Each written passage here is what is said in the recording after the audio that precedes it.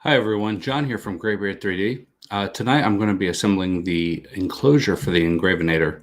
I meant to get to it last night, but I forgot to print the needed parts for this enclosure. The camera system tonight is going to be a little bit lighter. We're going to see if this holds up and essentially just get this enclosure together on this Engravinator. Now, this is what we assembled last night. If you missed the stream, go back and check it out. But the Engravinator is a 130 by 130 laser engraver. It is open source completely, and it's built by Maniacal Labs. You can find it at theengravinator.com. It's still in beta, so it's limited availability right now. But this is working out very well for me. Here, let's look at this laser over here too. So last night I showed this laser firing off. Tonight I hope to show the laser firing off again once the enclosure is built. But the mechanics of this are pretty simple. The build was very straightforward, and I hope that this continues tonight as I build the enclosure. So let's go ahead and get started on this. I think I meant to open the website for the instructions to the Engravinator. Let me see if I did. I might have. That's definitely not it.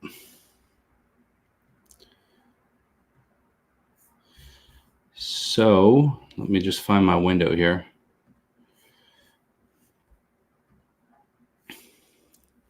There we go. Okay.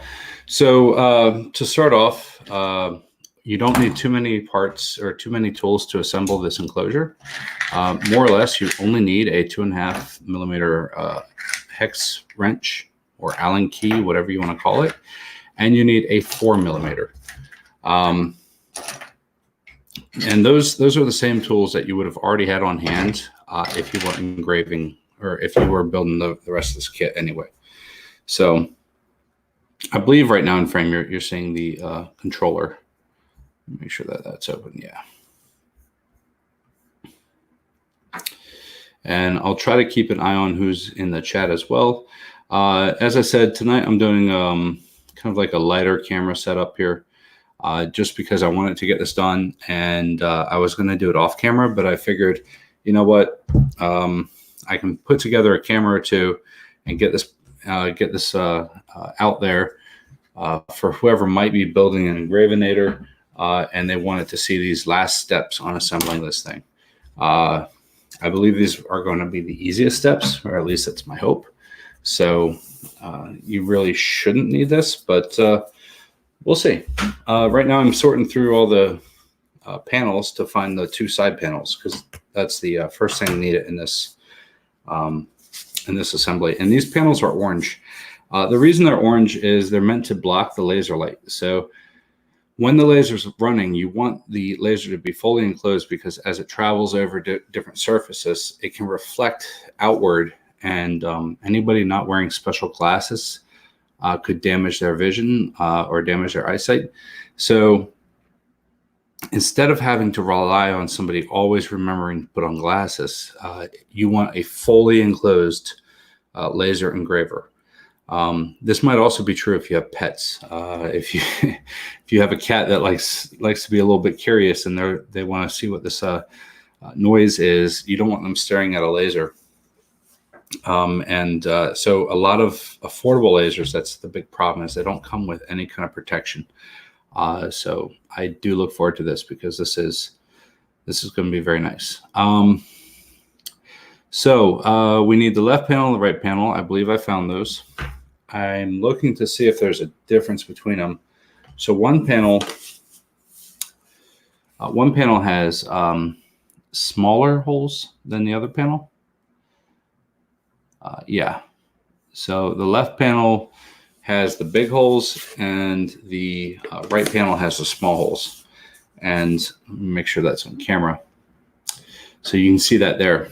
So you have big holes and you have small holes.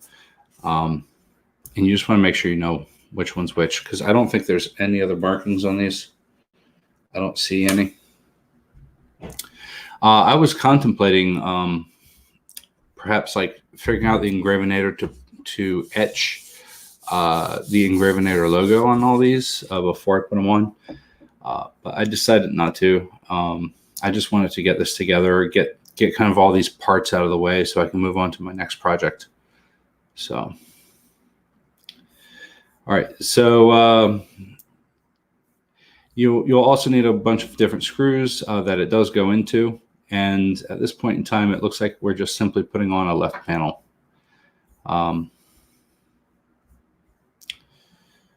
I don't like that they use the red and the orange. I guess it's fine. So the left panel is the one with the big holes. So we're going to start with that panel, and this is the one we're putting on. So we need 4 of the spring nuts. And if you remember from yesterday, the spring nuts are these oblong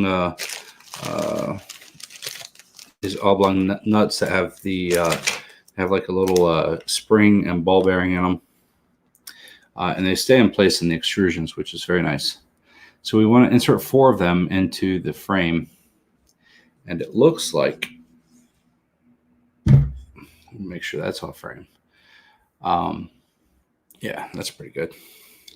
So it looks like we're putting them right inside here in the top extrusion, just like that, with the thicker side pointing inward. And then we're going to do the opposite corner here. Pretty straightforward. And do the lower corner. Hey, John Mack, how are you doing? Hey, Paul. This is not a 3D printer. This is a laser engraver that I saw at EARTH. And the creator of this laser engraver was at EARTH, and I'm like, man, I have to be on this. I have to be, because he has everything right. You know, it's a very sturdy frame. It's fully enclosed, which is very important when you're dealing with laser. So, oh, you're already in bed. Well, I tagged you, John Max, since you, I think you were the longest viewer yesterday. So I tagged you because I figured, oh, John might want to see this. So this is the one like laser engraver I've been looking forward to, is just something that has actual protection on it all. Now we're going to take this paper backing off before we do this, but we're just looking at, this is how this is going to fit on here. And all of these panels have this cool orange color, which is why I printed everything in orange. Let me try to get this paper back off. It does not appear that there's any kind of direction on which side's in, which side's out.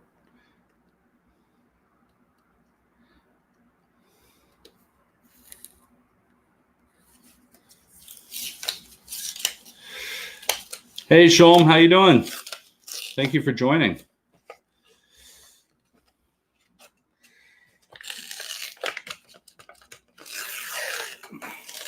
So we're just trying to peel all this stuff off right now.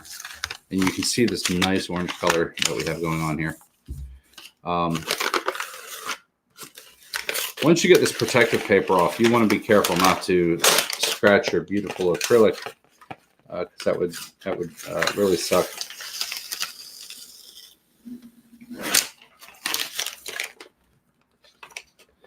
All right, so that's one side clear. And I'm going to go ahead and pull off the other side now.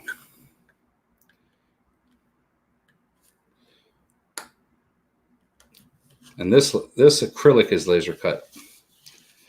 You can tell because you can kind of see like this, the suit marks. All right, this side seems to come off a little bit easier.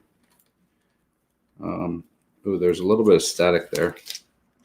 The static mixings want to cling to it, but look how awesome that looks. That orange is just, let me see how it's coming through. So it's coming through a little bit more yellow on the screen, but this thing is really orange in real life. And we can see here that the hole is here and the screw is there. So I'm going to take my 2.5 millimeter and just kind of get these holders a little bit more in place, just to make sure everything's lining up.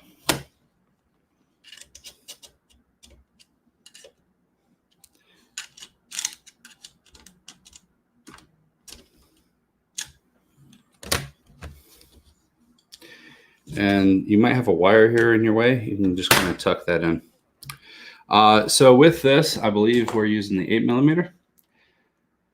It's a beta. So yeah, the beta I believe was $375, which they said was at cost.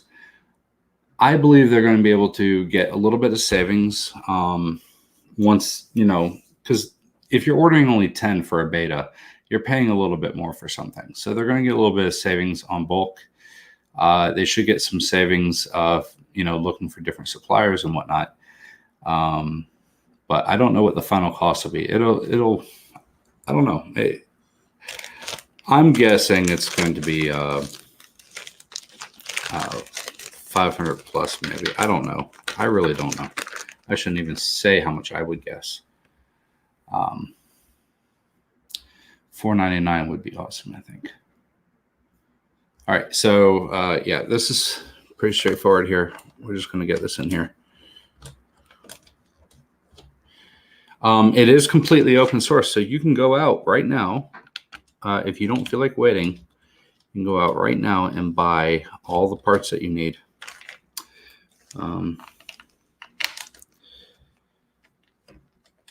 And it's very straightforward. Like it's a bunch of extrusions, some corner brackets and whatnot. So finding all the parts you need won't be that bad.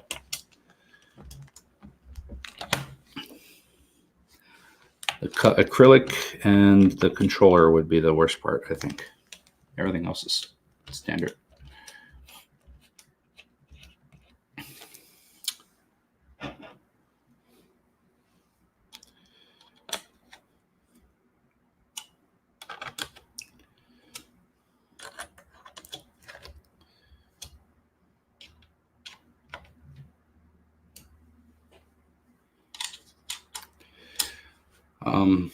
Yeah, also because, what is this?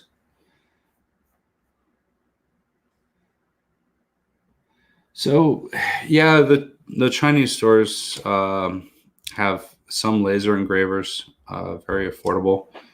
None of them that I remember have any kind of protection. So you're not going to have any enclosure for you. When I'm tightening these, I absolutely don't want to make them over tight. You don't want to crack your stuff. Yeah.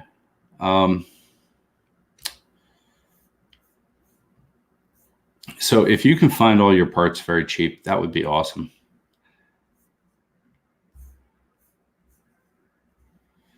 All right, extension brackets. So this side over here has a motor, and the way they kind of like, because this motor is going to slide back and forth. So the way they kind of do this is they put little extensions out here to give more room for this enclosure. So first thing we got to do again is take our little spring thingies and get those inserted. Just like before, they're going to face inward. The long part of the spring is just going to face inward.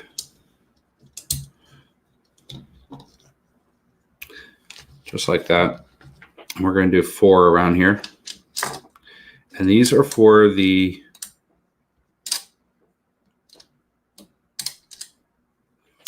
this is for the extensions. And this is also why this panel has smaller screws, because we're going to use M3s to ultimately hold on the panel. The extensions are going to be held on with the M4s. It's M4s or M5s? Maybe it's M5s.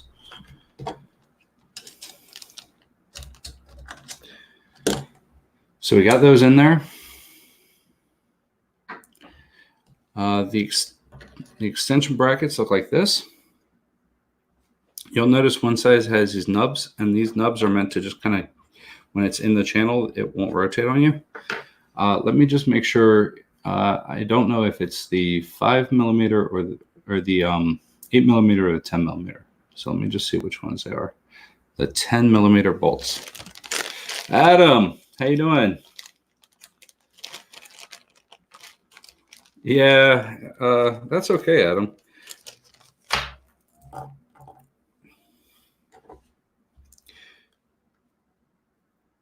So all your questions about this Kit, go ahead and direct toward Adam, because I really don't know the answers. I'm just excited for it, that's all. So when you're putting these in, the Allen wrench will fit in the top hole here, but you got to kind of get that screw to fit just like that. You just want to make sure that fits through. So once you have it like that, I believe, let me see which way it's supposed to face, but I believe we're just putting these extensions on there. Blah, blah, blah.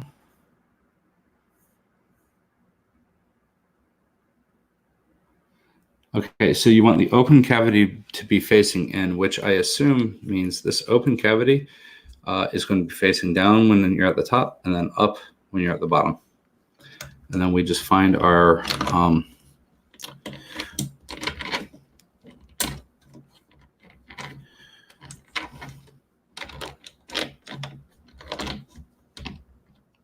yep. And you don't want to tighten it all the way, I don't think, at this point. All you want to do is kind of get that started, because we're going to have to adjust it. That's my guess anyway. Hey! How you doing,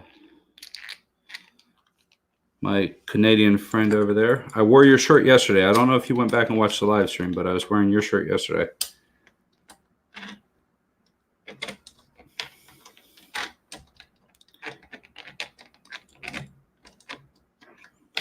So we have this screw down there, so the cavity is facing up, and then I don't know if that's working right, but this one up here, so the cavity is facing down. Today's shirt, this is from a guy named Mark. He doesn't do too much Twitter activity, but I really appreciate that he got this to me. So he made the shirt because I saw it at IRF, and on the Prusa thing, he put GB3D, which I thought was awesome, and then he put Railcore Labs on it. I am somewhat of a Prusa fanboy.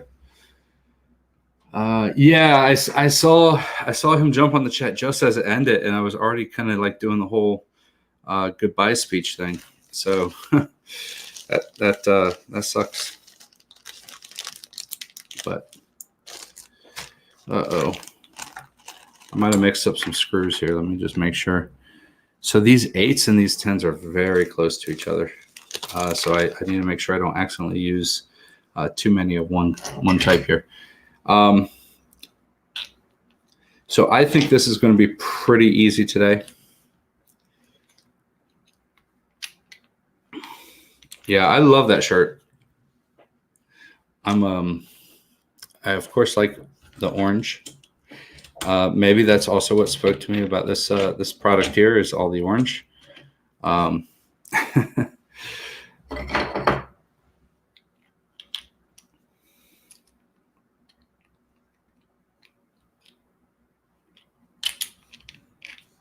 know Adam likes his orange.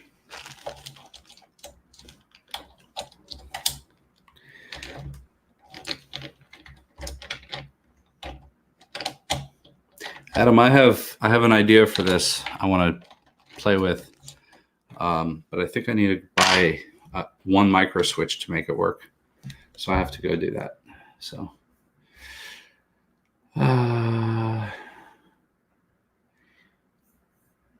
yeah, John Mack. So your question is, with a 2.5 watt laser, how deep will it cut wood or aluminum? I'm not sure it'll cut aluminum, but I will leave that. Hey, Mad Monkey, how are you? I will leave that to Adam. It's the only color. Yeah. Oh, okay. Hey, little Sean. How you doing, man? Hopefully you're giving your dad some headaches. It's all good. So again, these brackets that we've just mounted here, they are to allow clearance for this motor to move kind of back and forth, and that's all it is. So very good. Now we get I believe we're on the step where we're peeling more of this paper off of these panels here. Yeah, I don't think.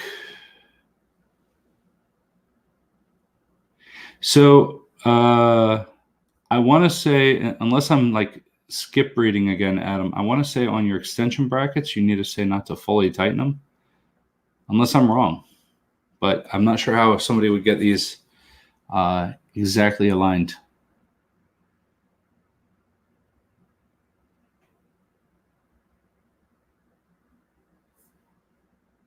M3 nut slots facing out. And I will, or is it just all the way to the corner? You do not want to cut things with this. So I cut paper today. It is called an Engravinator, probably for a reason. Out of curiosity, Adam, I saw there was like a 5-watt laser that looked similar. Am I able to stick that on here? Do I need to change my power supply?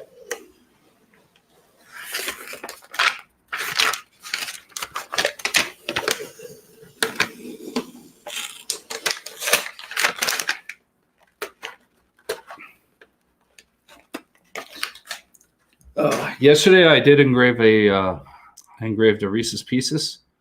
Today I tried to engrave a dog treat. Yeah, I wanted to engrave a dog treat. I didn't want to turn it black though, so that's the dog treat. I wanted to just kind of make it a little bit darker with some sort of writing on it. So I got to figure that out, because when I went lower power, it wouldn't do anything at all, and then when I went higher power, it would just burn it. And I don't know how to find that middle ground.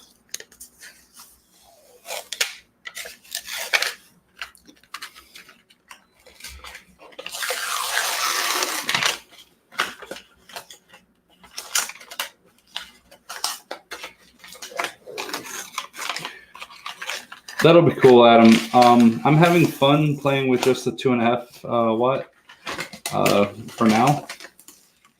Now, is all 2.5 watts enabled in the firmware, or is it like cut back? Should I not run it? And these are some questions maybe I should ask in the forum. Engravinator does have a full forum and stuff where, if you're building it or anything else and you're running into problems, you can go and ask your questions. But I guess the point of that is there are some questions I have. I'm like, okay, well, what can I do with this? How fast can I move it without breaking it? How much should I run it at 100%, or is that bad? Should I sparingly run it at 100%, etc.? So those are the kind of things I'm kind of curious about.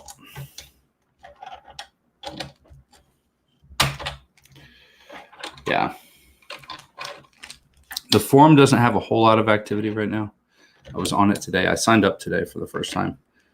I figure at this point I'll probably be helping people more than asking questions. There are 13 of these in the wild?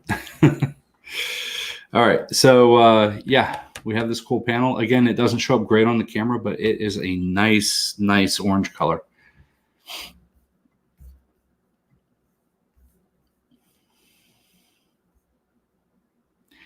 Carefully move the carriage to the left side of the machine, then flip the whole machine so it's resting on its left side. They want it facing up.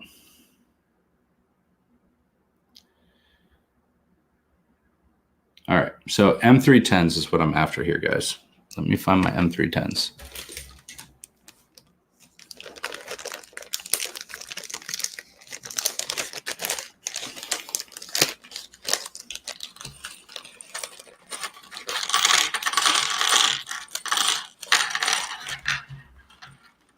I'm going to guess those are 10s. I need 4 of these, and I need 4 nuts.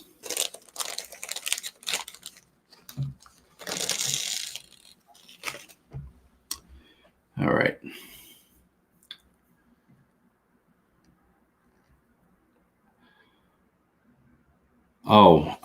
Yeah, the printed solid laser is pretty incredible. I think David is very proud of that laser.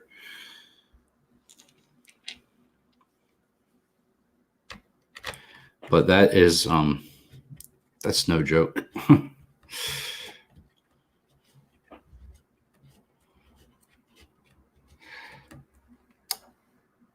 So I guess they want this tilted up. So the problem will be obviously inserting the bottom nuts here. So I have to turn the whole thing on its side and rest it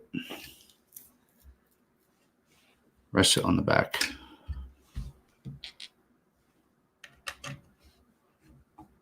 So I'm just kind of starting these screws here, and then I'll turn it.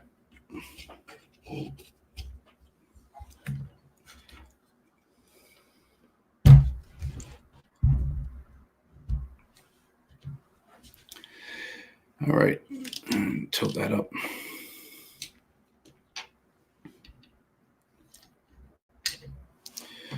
So it does look like that you put these 4 brackets. I don't think the step was very clear. You put these 4 brackets into the corners. And they seem to line up pretty well here. This one, as I say that, this one might be a little bit off. But I'll get to that.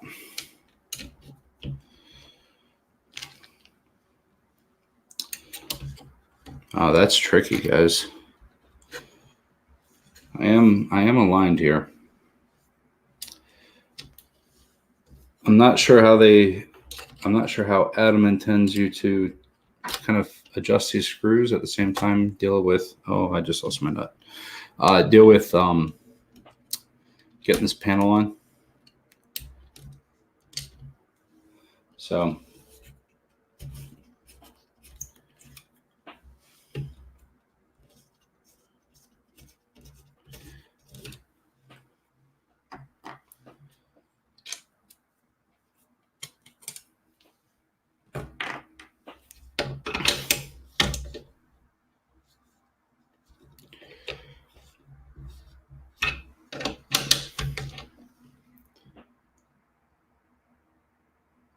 yeah, you know, the extensions, I had them flush and they weren't fitting. Let me see.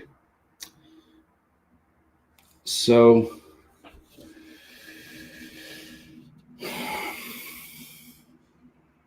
this is much better. I want to say I'm pulling it in about 1.5 millimeters. I'll try to adjust this one just a little bit because it might be a little bit proud.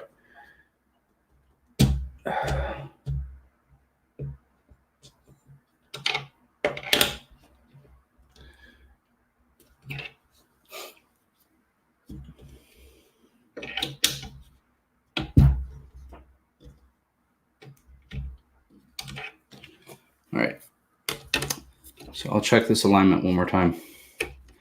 So I guess align all your blocks with your plexi and then tighten your bottoms. Like get your tops flush because the tops are where you really want to worry about light escaping. So get your tops flush, align everything perfectly, and then lock in your bottoms. So I'm going to show you the gap I have if I can. So that's the gap I have right now, which was that 1.5 millimeters maybe? I don't know, but it's on both sides. Not a big deal.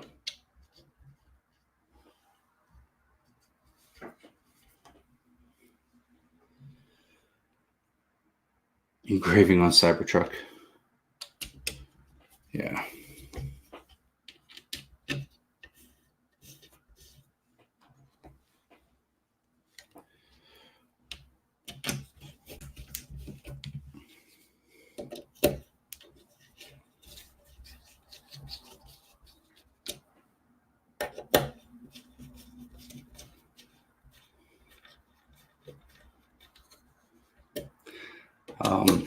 I'm not even coming close to tightening these right now. I just want to get them all pretty close to seated, and then I'll go around and give them a little bit of tightening. You don't want to over tighten these or you will crack. And that's the last thing you want to do in the world. So you just want it to hold.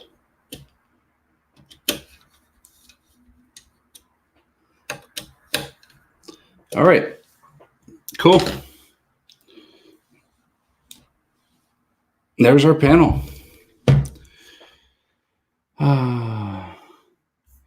Yeah, I agree, Adam. It's odd. I don't see a better way of doing it.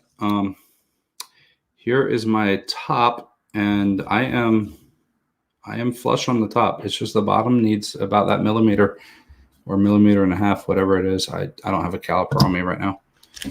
So I say get your tops right. That's the important part. To me, I don't know. Boom, boom, boom.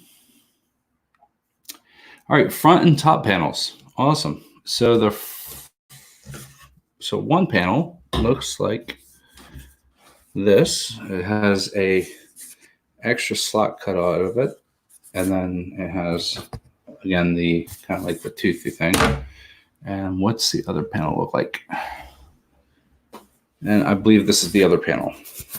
Let me make sure that's on screen for y'all. Again, kind of going light on the cameras and the equipment today. Every time I try to launch Firefox today, it would just crash. The entire Firefox crashed. So I meant to move over to Firefox because Chrome's been giving me so many problems. But nonetheless, you do see the beautiful artwork in the background there. It is also orange. My wife did that. It's pretty nice. Okay, front panel, which is the one without the cutout. So it's this one here. Let me make sure you see all that. We want to use that. And we want to find 8 panel clips. So I believe these are the panel clips. Let me make sure I'm on stream there.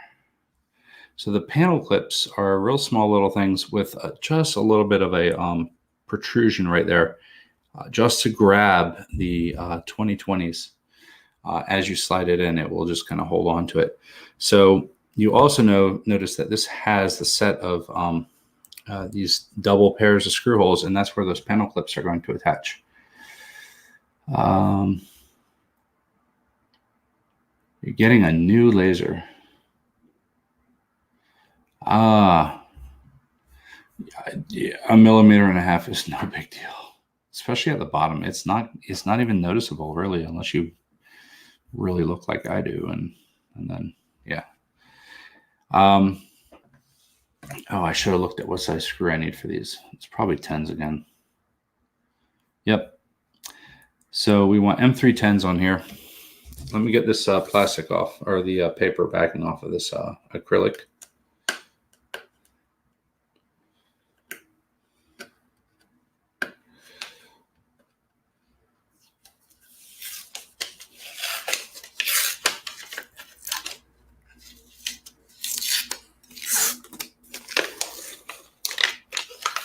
So Adam, what power laser are you using for this? Are you using like the K40, or you have something even more powerful?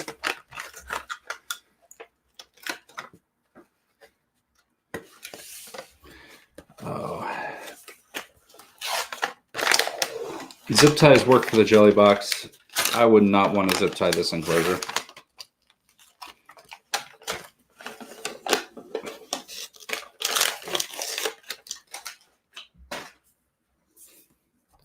So one side, and we'll get to the other side. I don't know how loud the peeling of this backing paper is for you guys. I apologize.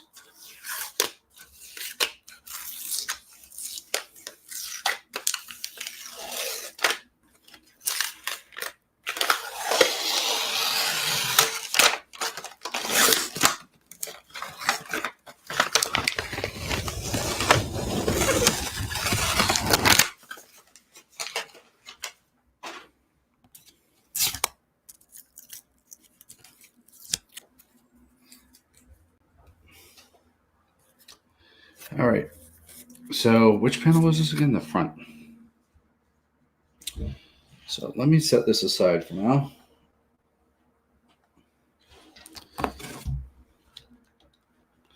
Make sure I'm on stream here. Okay. 100 watt.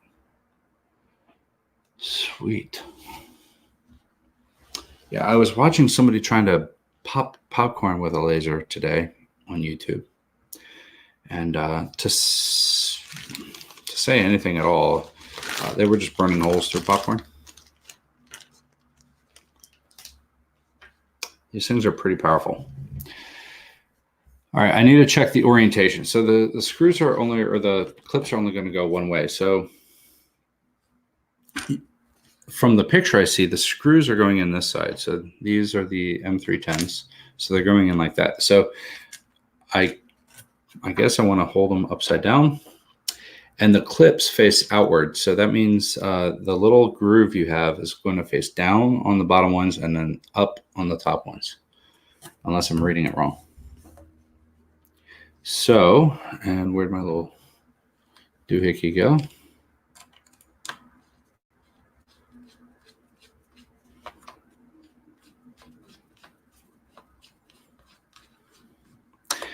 Wow, I feel 10s are too long. Let me make sure I'm using the right ones.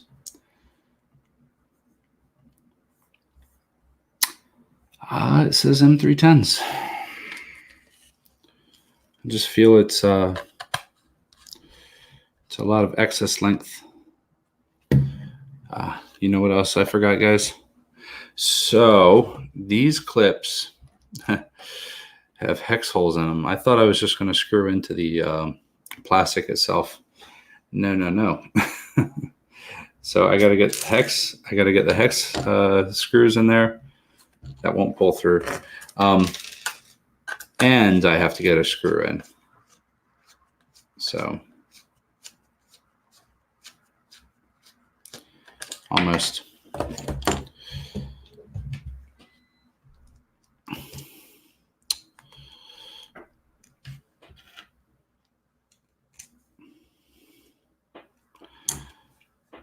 You know, this year I was invited to be a Santa for a church.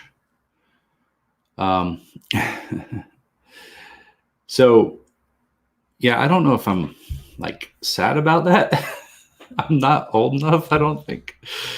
Or maybe it's just they were super desperate, or I don't know. But yes, so maybe next year I'll be a Santa. I don't know what kind of life that is. I did see Bad Santa. That was an interesting movie. I don't know. Maybe it's rewarding.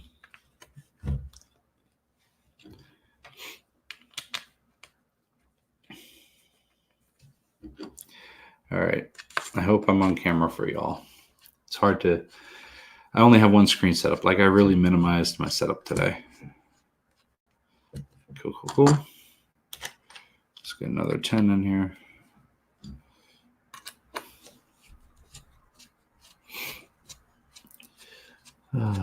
It is the beard. Yeah, probably. It's the beard.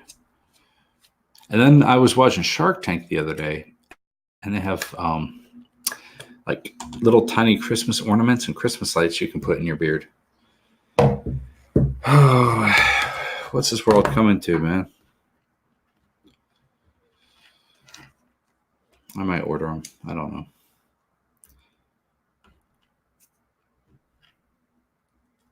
Maybe at Murph. I'll be at Murph. Anybody else going to Murph this year? Or I guess next year.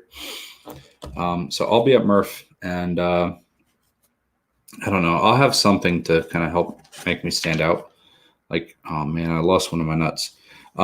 Like this year I had the, what was it called? I had the hat with the LCD screen on it, or the LED lights on it.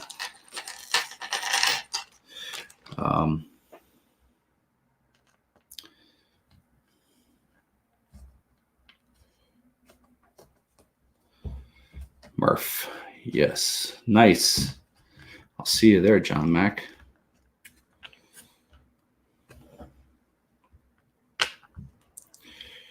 Yeah, I'm looking forward to it. I had a pretty good time last year. I still feel I don't know enough people in the community, like in person. I know a lot of people like on Twitter, and I see their name, but then aligning names and faces can be tricky.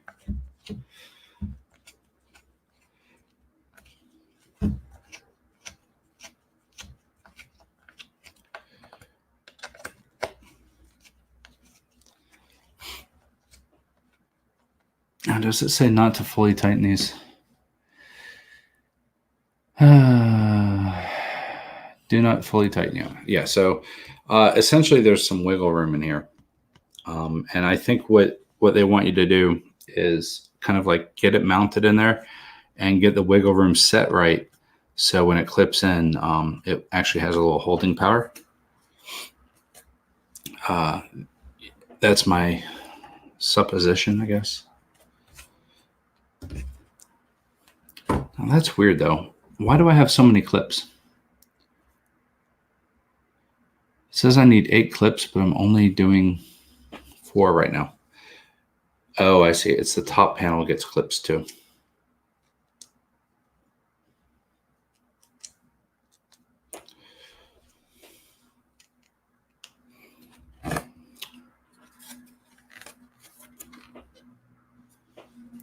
Oof, tricky stuff.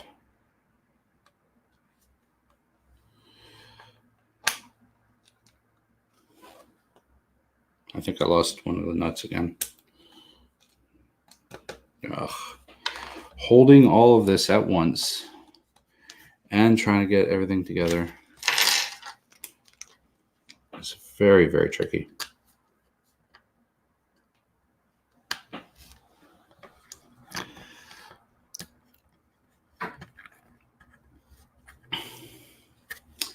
Maybe these nut cavities need to be a little bit tighter, just to kind of help hold for you. Shoot, I lost it.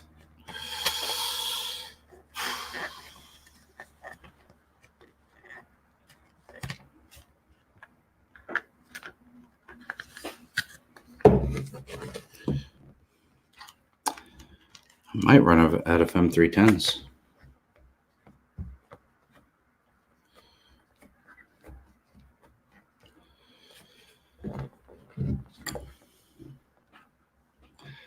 Fanboy mode. I thought you had everything going pretty well there, man. In fact, I think I borrowed some tools from you at IRF. I'm like, you had tools I forgot to bring. Oh man, I'm cross-threading this. I can feel it. There we go. You know what you do when you're cross-threading is you fight through it.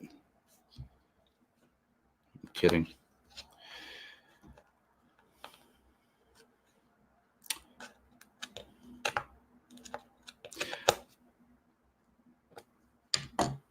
Hey, Paul, my Thanksgiving, if you're asking about mine, went pretty well. I went out to first my mom's house in the morning for some food and whatnot and family time.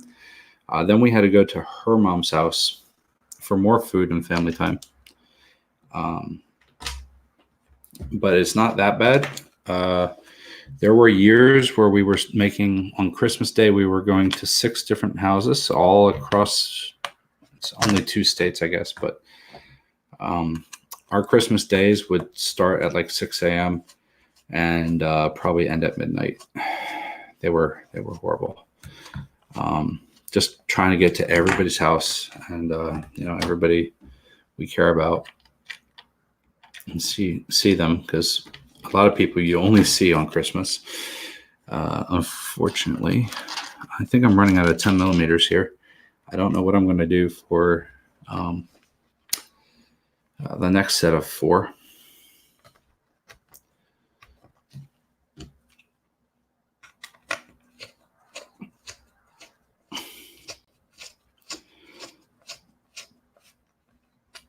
I did try to etch metal yesterday. I was curious.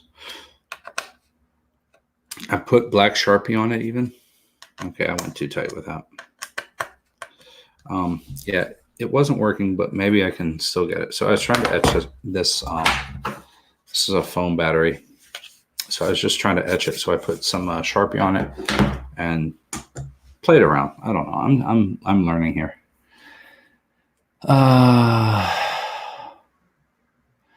The holes are shifted to the left when looking at it from the front. Blah, blah, blah, blah, blah. Blah, blah, blah, blah, blah. Tighten the bolts while pressing the clips toward the center of the panel. Okay, so to adjust the fit, let me see if it's on screen. So you want to kind of, I guess, push down on the clip and then make it snug. Again, you're dealing with acrylic. You don't want to over tighten. So again, with this one, I'm pushing down on the clip and giving it a little tightening. Now the bottom ones, actually those were the bottom ones, but the other one's the same thing. You want to push toward the center and give it a little tighten. And we'll do this last set.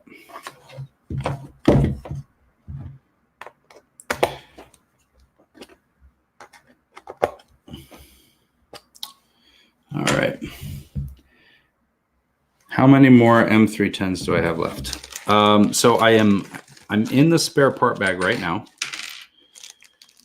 I don't know what I would have done with them all, but let me see. One, you know, there are a few here. I'm just going to run pretty low.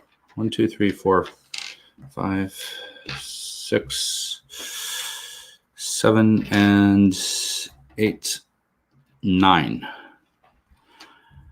9 is the number. That's what I have. So, and I need 8 for this next set. So I guess the spare part is 1, or I did something really wrong. This is a front panel. So let me rotate this. I don't think I'm supposed to be sticking this on right now, but I'm just going to go ahead and put it on. I just want to see it.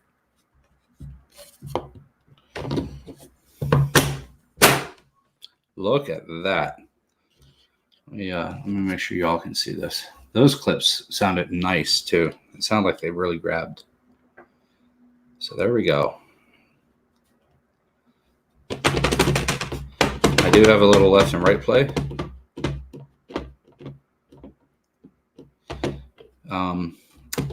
Not that it matters, but there's a little left and right play.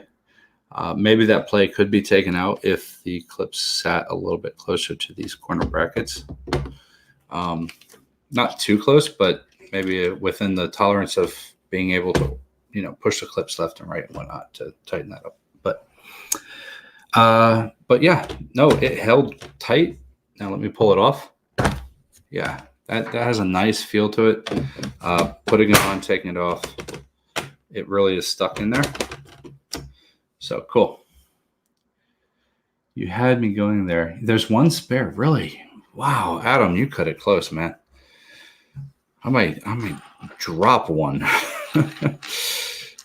Maybe 2. When I'm putting together like a Prusa printer, man, I drop those stupid little square nuts everywhere, and I have a shag carpet. And I swear, if I picked this carpet up and shook it, all kinds of stuff would fall out.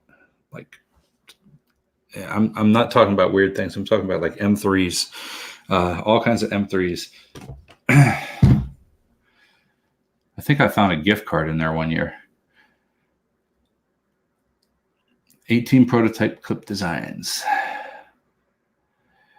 Yeah, I can understand you don't want to constrain. It's absolutely functional because it does not let, even when it's slid all the way left or right, it still is not going to let any light escape. Now we'll see how it fits with the next top panel, and maybe it's supposed to sit a little bit high, but it is sitting maybe 3 millimeters high.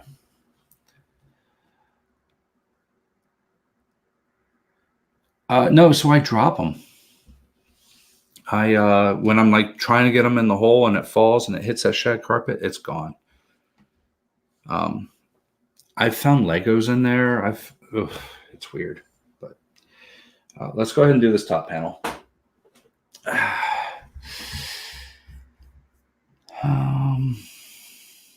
All right, top panel.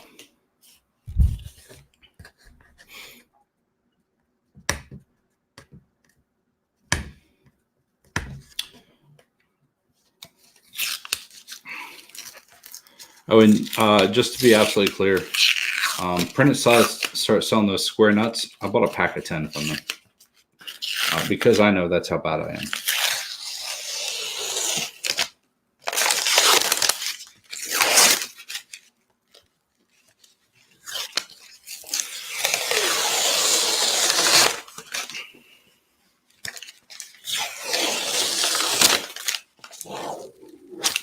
I botched this one.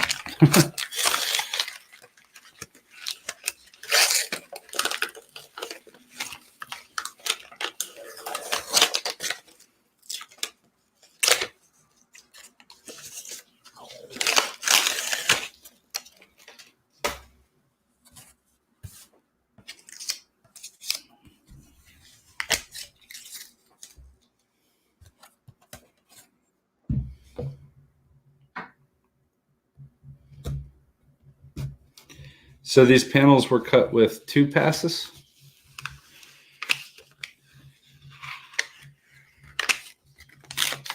Those square nuts are very hard to find, and honestly, I think the regular nuts are better,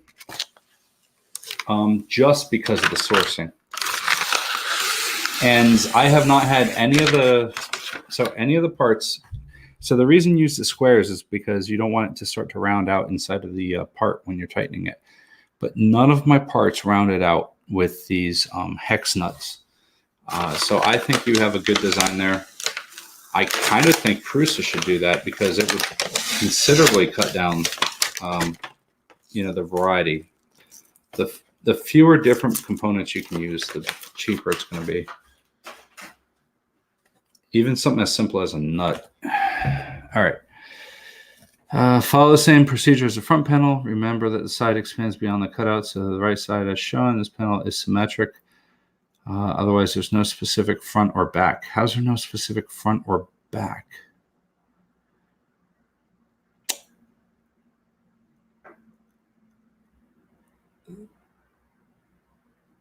Oh, I guess I just flip it over. That's why there's no specific front or back. So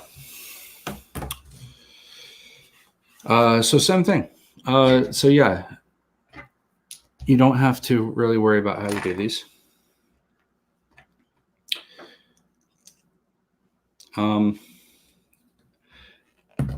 Adam, I took your advice. I did print the entire plate for this one because the plate did not seem that bad. I think your entire plate for the core, I think that was just like, for me, that was Risk City, overload it.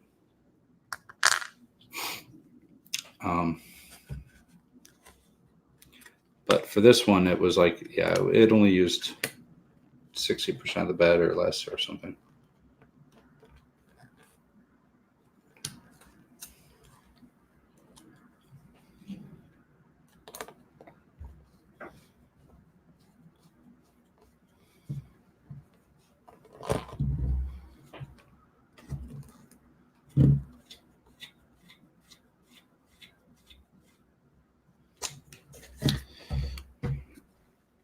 Does everyone here have Mandalorian fever? I know Shom does. If Shom's even still here.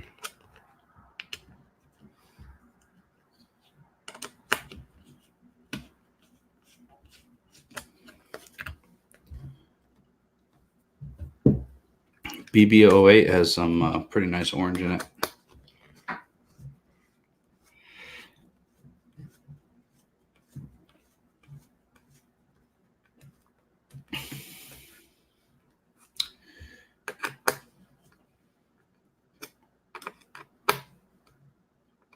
Baby Yoda. Yeah, there's a lot of Baby Yoda right now. All right, if you've printed Baby Yoda, go ahead and say so in the chat because I'm curious. I have not printed Baby Yoda yet. I am actually scheduled to print Baby Yoda this week, but I'm waiting for my Toys for Tots to finish. I am down to 1 or 2 Toys for Tots print runs, and then I'm done. And I think I'm going to lay all the toys out on this table, and they might even take up this entire table. So I'm excited. I'll post a picture of that to Twitter.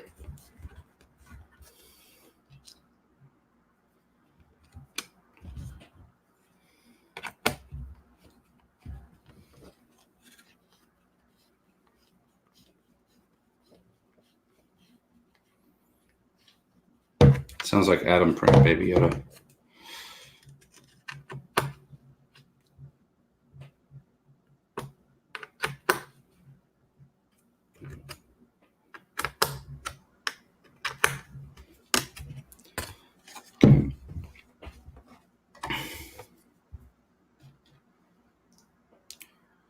Tomorrow night, I might be doing a stream with Shom. So if you want to watch another stream tomorrow, I haven't decided yet. I might build the Ender 3 on that stream while Shom and I just kind of have a conversation and whatnot.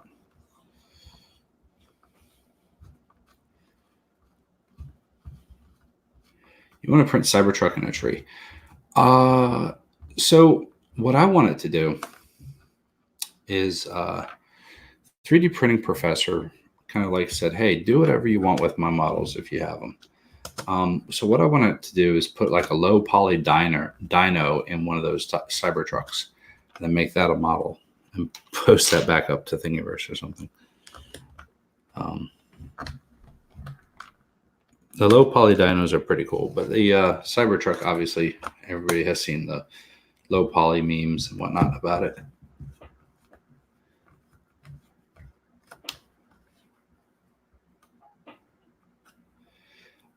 So Paul, the way it worked is IC3D, I think, made a special arrangement because normally the toys have to be considered new in box. And when we're 3D printing, they're not really new in box. So IC3D works something out with them. IC3D will let anybody print, but I think this year is already too late. I first knew about it last year, but I was in the same boat you were. I missed it. And so this year I was sure to follow. They still weren't great about their communication. Like I think I saw that they were running the contest. I don't even know if it's a contest, but they were running the thing to say, okay, artists, submit your designs that you want to make eligible for this Toys for Tot. And I noticed they sent that out, I want to say like 3 days before the contest ended. And I think I put something on their tweet. I'm like, this is the first time I've seen it. I went to their website. I went to their blog. I'm like, this is not great comms here. Either way, long story short, I said, well, look, I'm obviously not in the contest, but I'll print for you. And so did a whole bunch of other people. IC3D is so generous. They mail you all the filament you need for as many printers as you have that you're going to use to do this. And you start printing. And if you run out of filament and there's still time left, you can say, hey, send me more filament. All right. Which way does this go? This way. I don't know if we're on camera here. Let me make sure I'm on camera here. Yeah. Cool. That fit. So here we go. Look at this. Now you're wondering about this, I think, maybe. This is where the handles go. There are some nice, sturdy handles to carry this thing about. Yeah, so essentially, if you want to do it next year, all you need to do is be willing to donate machine time. They'll take care of the filament. Oh, without the handles, this is annoying. All right. Choop, choop.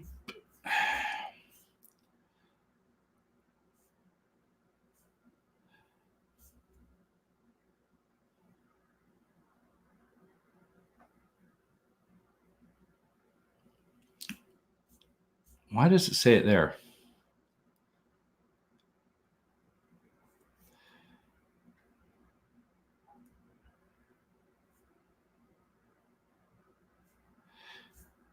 I'm confused. Oh, I get it. Okay.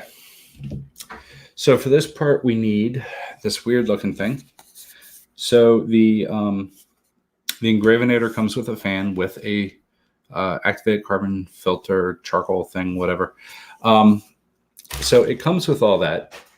I wouldn't go around cutting dangerous materials with just a carbon filter like that. But it's good for just helping with if you're cutting any wood or whatever, and it's going to help clear out any particulates from that. I don't know. How long do, Adam, how long do these carbon filters last? I believe the fan stays on constant, so even when you're not printing, that carbon filter is being worked. All right.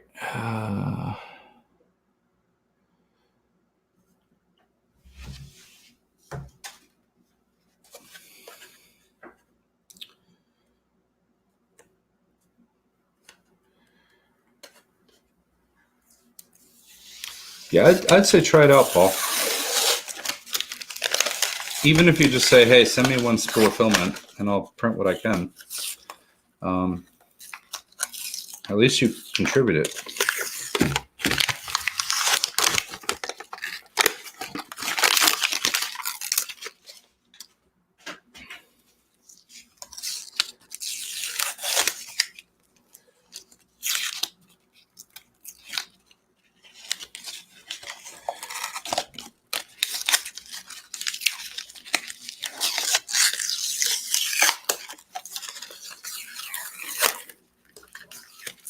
They're also really laid back about it. So like, if you say, yeah, I'll do it, they send you a spool of filament, and then say your printer breaks. I don't think that they're going to say anything really. It's just unfortunate that your printer broke.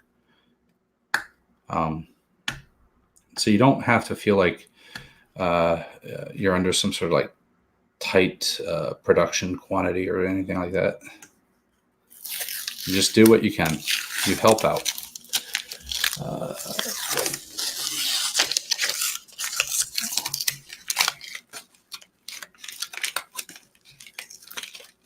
50 to 100 hours for the filter. Cool. Just good to know. It looks simple. I can probably just go buy another one from anywhere.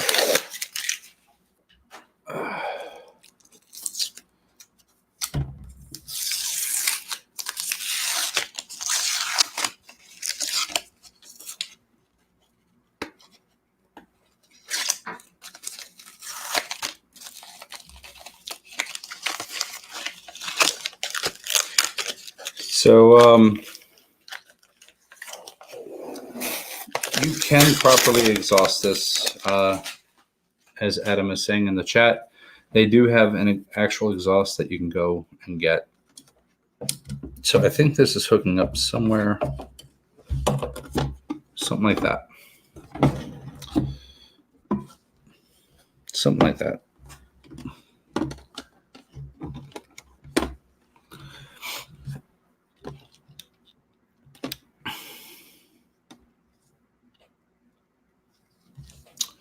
So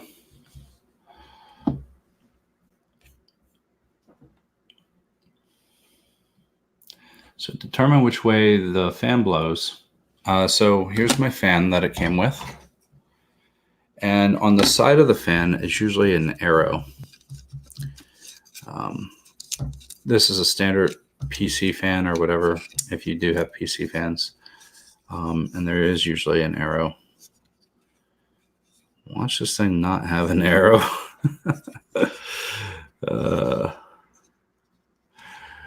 I don't think it has an arrow, Adam. Am I missing it somewhere?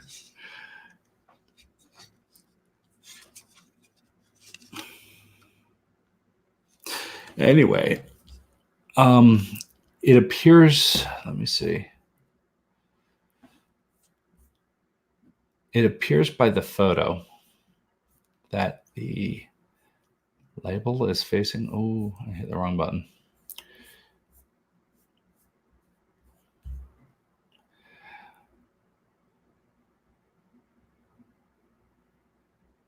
Hey, you do it. How are you doing?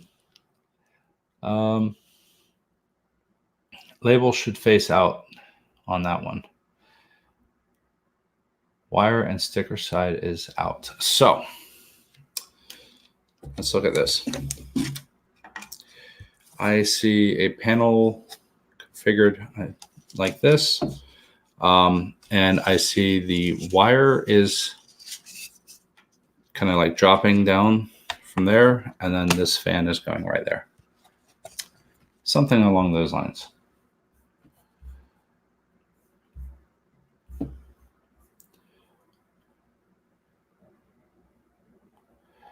Insert 4 M330s through the fan body and the back panel. Flip everything over and secure the fan with M4, M3 nuts and tighten lightly. All right, so that second photo is not really helping me. I don't know, maybe that's just me.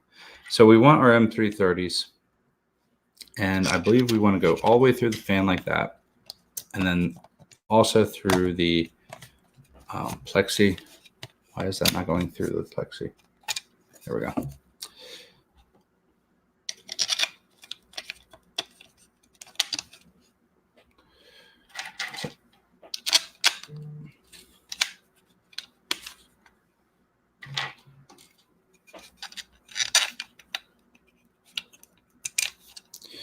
And once we're all the way through,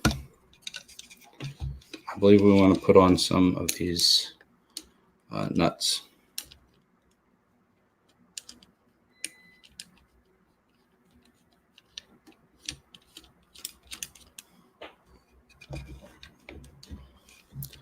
And I want to say the fit here is perfect because there looks like there won't be any real slack.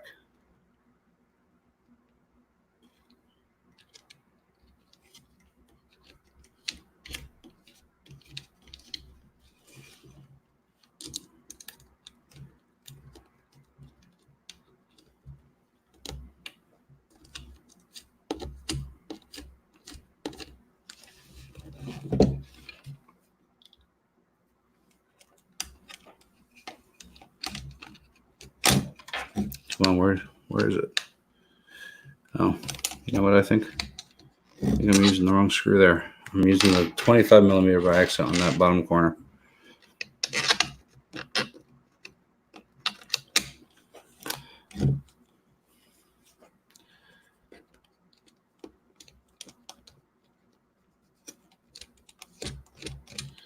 All right.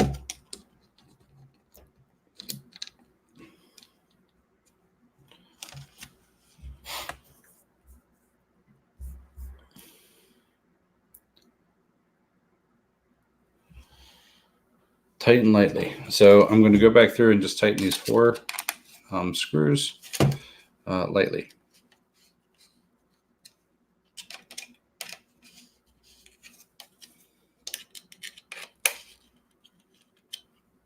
Okay.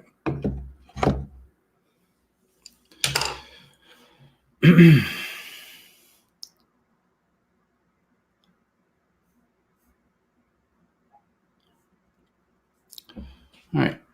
Flip everything over. Yep. Okay. If necessary, use filter holder as a template and cut the carbon filter down to the correct size. So here is my carbon filter, and here is my filter holder. I'm not sure which side it goes on. I guess it's this side maybe. So we'll figure that out. But I don't know, maybe it goes, it's hard to tell by the photo, but maybe it goes on the inside.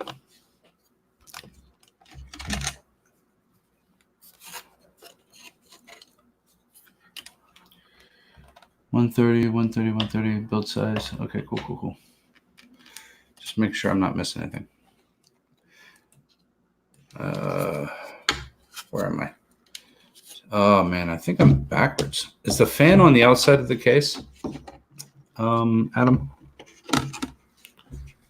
So right now I have the fan, and when I put the case on, it's on the outside. And then if that's the case, I would assume that that's going there, but there's no way.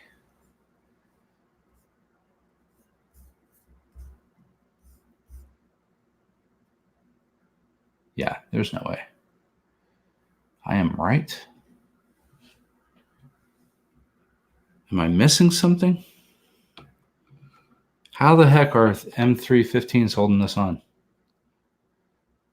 Oh, wait. The filter on the inside. Okay, thank you, Adam.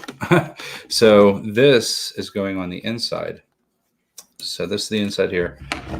This is going on here, but it's sandwiching the filter in place. So with the filter, they just want to make sure that you're more or less like that, but they want you to cut the corners off so you're not interfering with these holes. And these holes are just to allow the screw head to fit right through there. So let me find my scissors.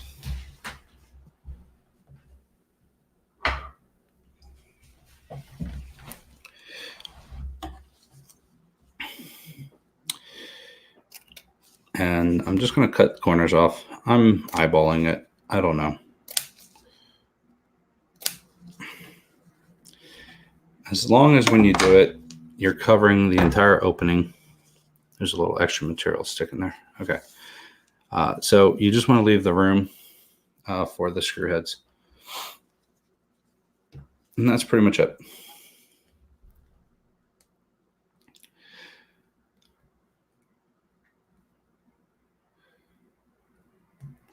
They're going to be on sale on Tindy very soon. The Engravinator is going to be on sale, Adam. That'll be cool.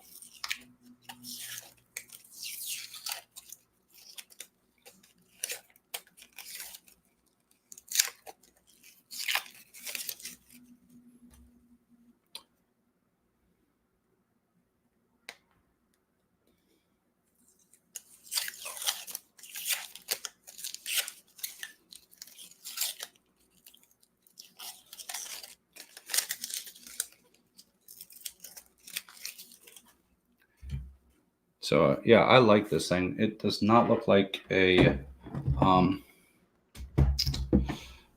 kit, I guess. It looks very well thought out. So again, let me make sure I'm on screen here. It's hard to do all of it. All right. So the corners I cut are just to allow these screw heads to sit here without interfering with the filter. And then the filter holder is just going to sit right on top of it. And then we're going to use our M315s. Let me see if I have those somewhere. I found some. 1, 2, 3, and 4. I did get an extra one of those too. Thank you very much, Adam. Which way do they want those bolts to go? I want everything right.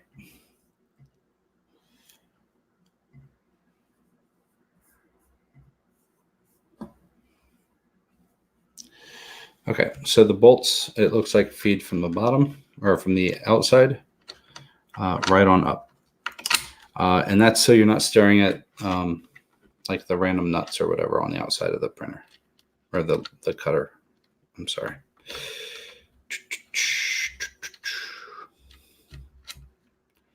Come on.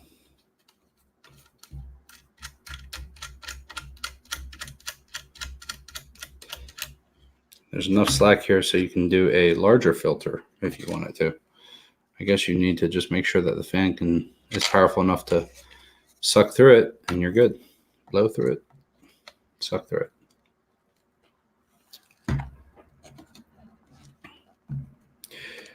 And I think we're almost done this assembly. I will cut something tonight, just so I can see it cutting while it's fully assembled, and potentially without wearing any safety glasses.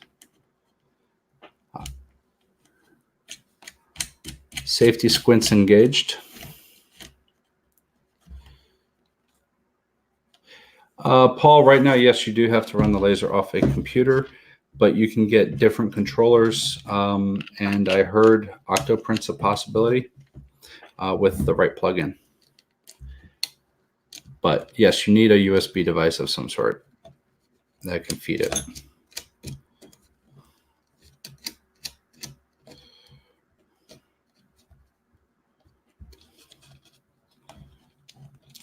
Should I read the directions? How tight are these supposed to be?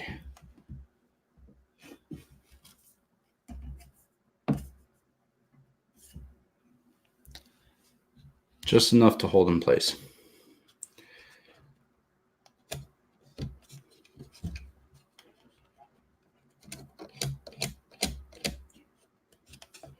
So my only issue with just enough to hold them in place is I think these things are going to loosen up. But that's fine.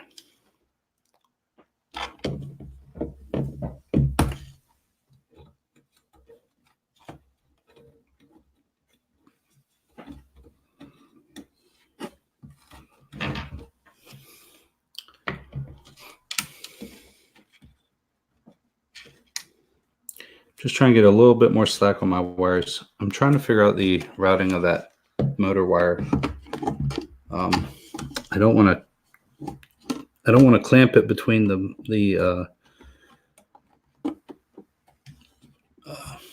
between the mount that's holding the rod and the plexi. I don't want to clamp it because it could damage the wire, especially over time. Like, it might be fine at first, but vibrations can cause it to just eat through it. The other problem I have right now is I did not put in, and I probably just am not on that step yet. I did not put in the spring nuts. So we need to insert spring nuts as shown. All right. Let me back up one more time. Let's insert spring nuts as shown. So are we on camera here? One here.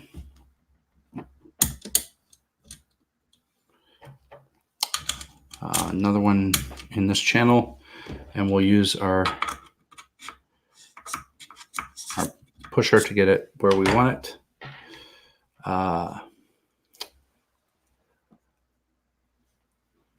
One over here in the motor side.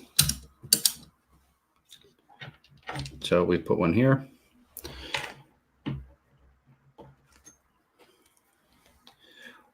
One at the bottom of this motor side. And the final one goes right by the control panel. So right down here.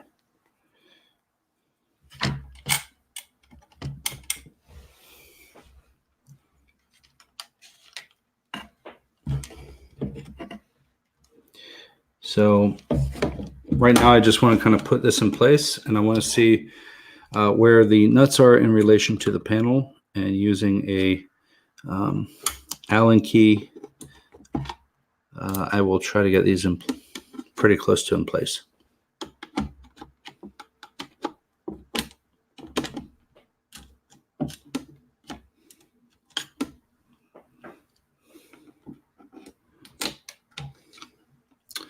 Okay.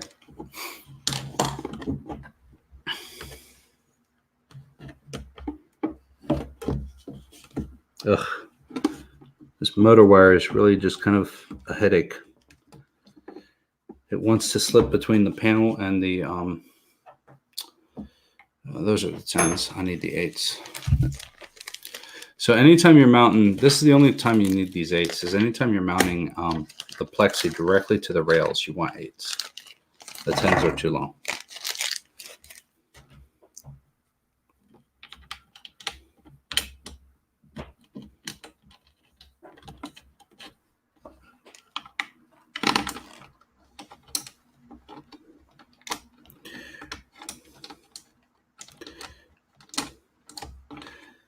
So right now your various spring nuts should be pretty darn close in place.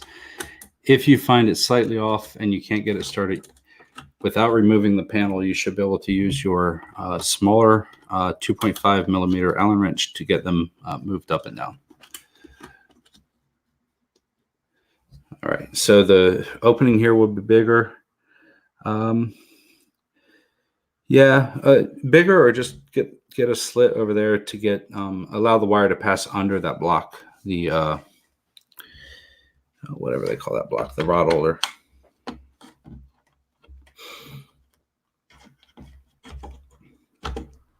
Definitely allows for more flexibility in case somebody has a. Okay, why is that not working quite right?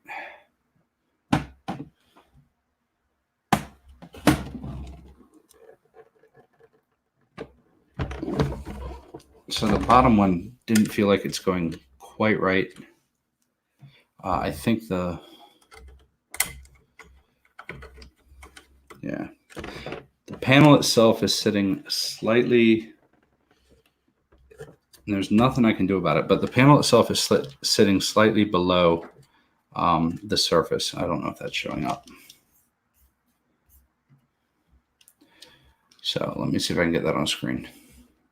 So you see it sticking out there.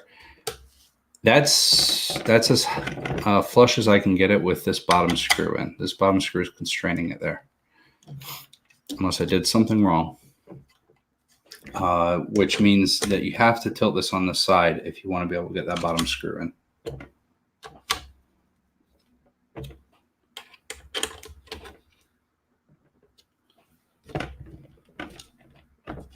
Yeah.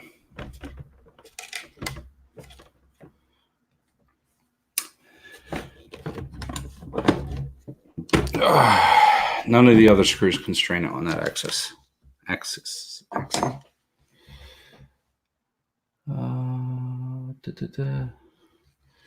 Okay, the last part is to, well, I don't know if it's the last part. Let me keep following directions. Connect fan.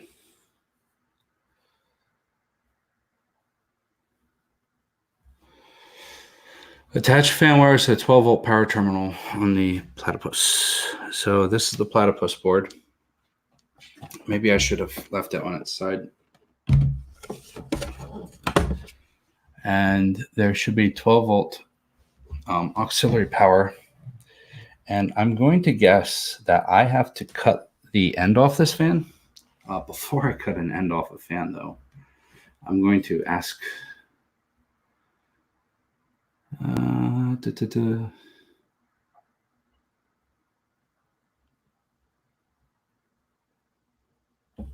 Yeah, so it looks like I have to cut the end off and strip it.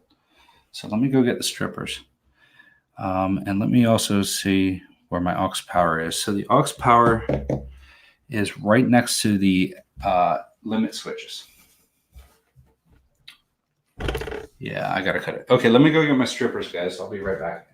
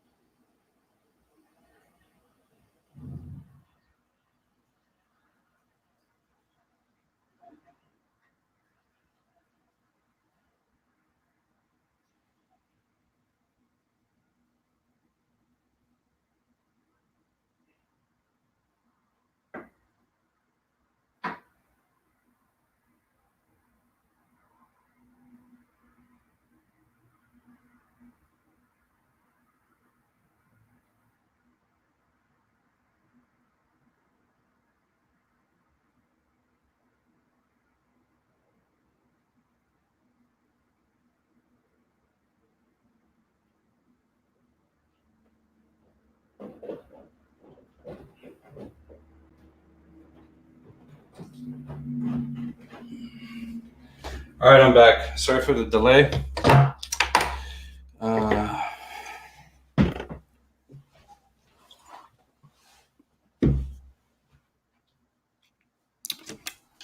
So there's our wire. Oh, shoot, John Mack, thank you so much for stopping by. 12 a.m. laser. So I think I'm almost done. When I'm done, I'm going to take a potato chip and see if I can cut a hole through it. What do you all think of that? Unless somebody tells me that's a super stupid idea, that's my plan. All right, so there's my 12-volt wire. Is it 12 volts? Yeah, it's a 12-volt fan on this one. If you have a 5-volt fan, you just want to make sure you use the right terminals. And I'm going to do it with the 20 to 22 size. Cool. So there's the strip.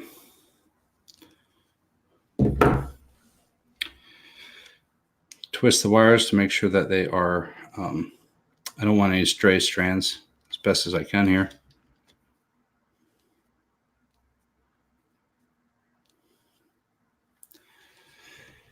Do it! Have a fire extinguisher ready. I don't have a fire extinguisher, but I'll figure it out. I'm not too worried about it. All right. Let me see if I can give you guys a view of this. Maybe not. Maybe not. Sorry for the motion sickness.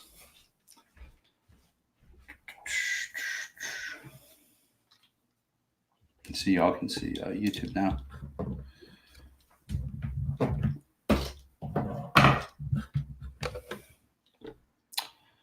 That sucks. All right, so this, let me try to get this on camera, guys. This is the end stop block, and this block next to it is your power block. And looking at the labels, you have ground, which is a black, red for 12 volts, black for 5 volts, and then red for 5 volts. Now, generally, the blacks can go either way. It usually doesn't matter at all. So you could use either one generally. However, I'm just going to use the one that it intended, and that's the N2.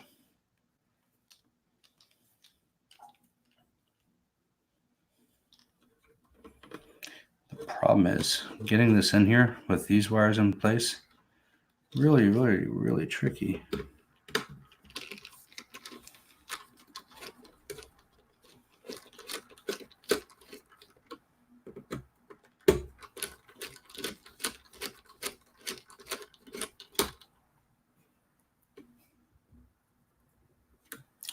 Try to do one at a time, maybe.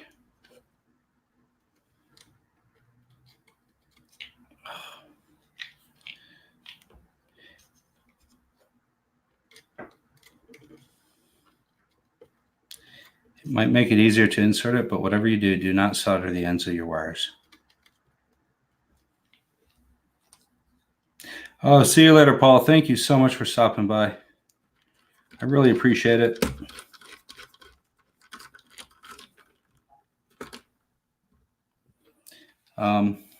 Anybody else who's hanging on, you're going to see a potato chip catch fire, I guess. And maybe I'll burn the whole thing to the ground.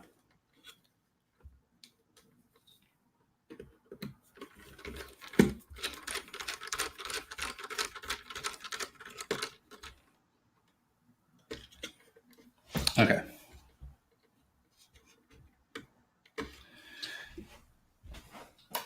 I gave the wires a little bit of a pull individually just to make sure that they were in there. Yesterday I had some problems with some of the wires falling out for the end stop.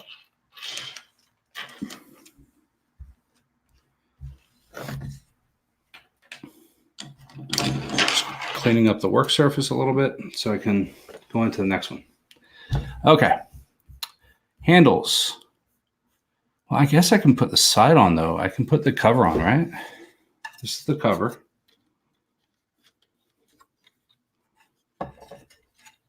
And I just want something like that.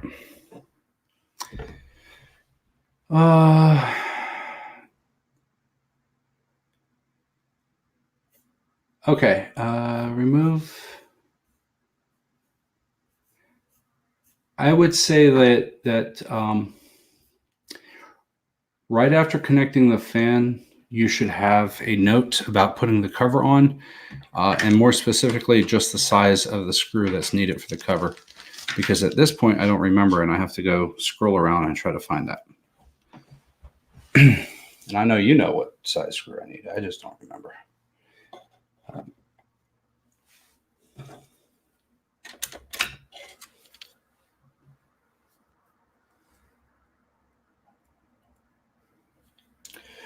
Oh, that's hard. Ugh. So getting the nut in there is very hard. And it's not something you can really insert earlier because it would just fall out.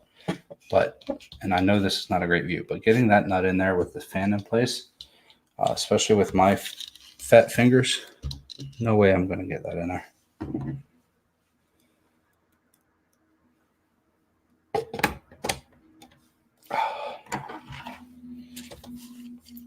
I feel like I'm playing Operation.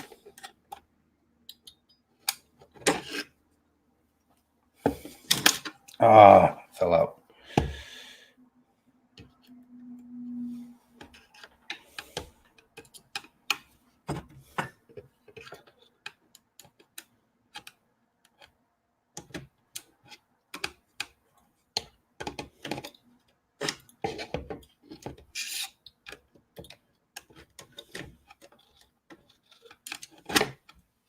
Cool.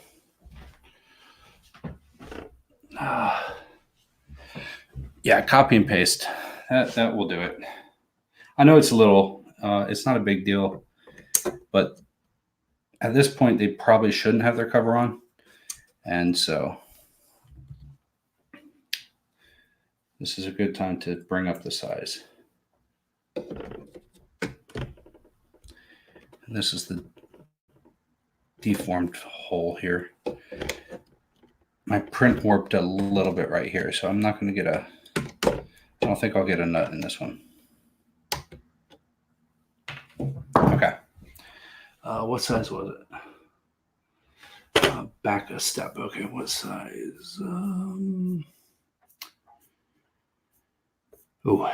Okay, pre-flight. First move. Power up USB.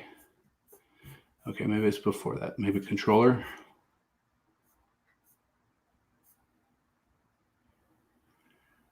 Oh, M330. Thank you. I was looking, man. This is just figuring out what page it's on. M330.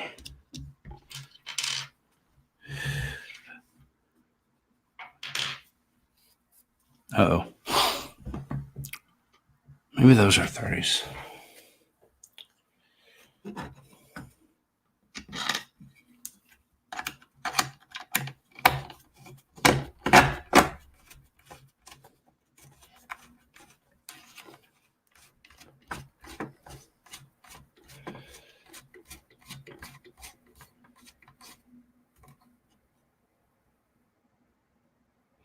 Oh, yeah, you should have them top and bottom. That would make it easier. At least for the ones by this fan.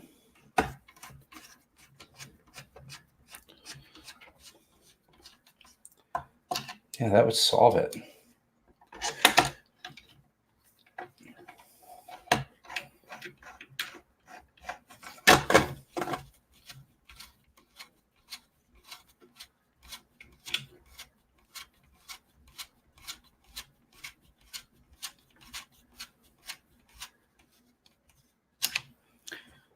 So, guess what I did, Adam? I put on the cover upside down.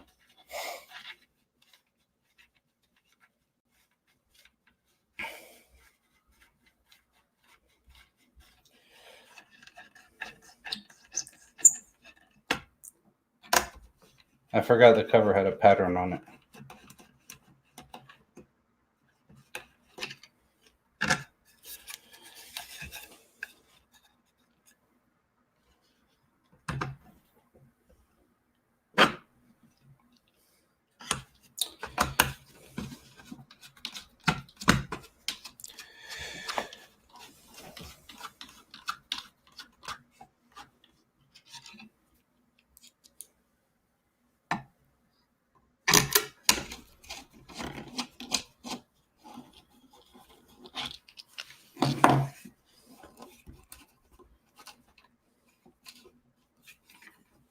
Why is this guy not going in? There we go.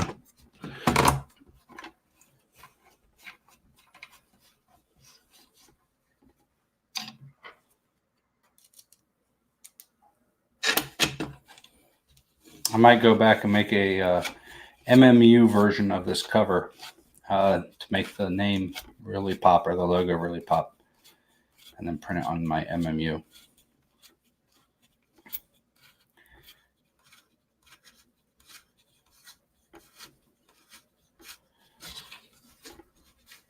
Oh, come on. Did I not put a nut on that one? Looks like there's a nut there. Why is it not grabbing?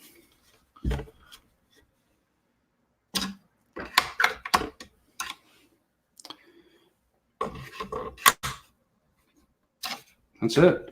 Cover's on. All right. Let me go forward a few pages here. Bum, bum, bum, bum, bum, bum. Handles. 2 handles. So here's our handles right here. Very cool.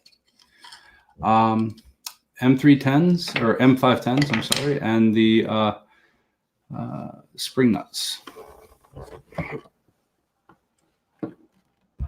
So we're putting this right back on the bottom, and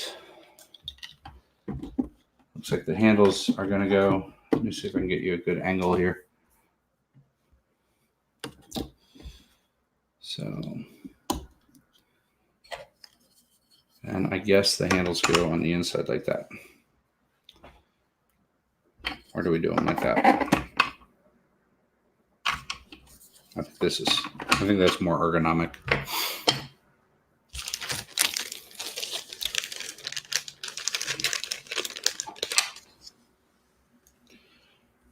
All right.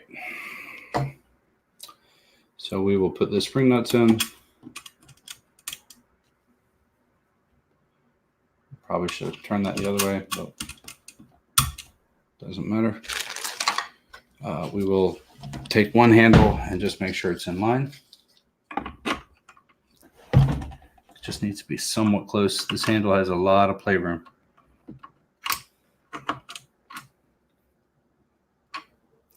Okay.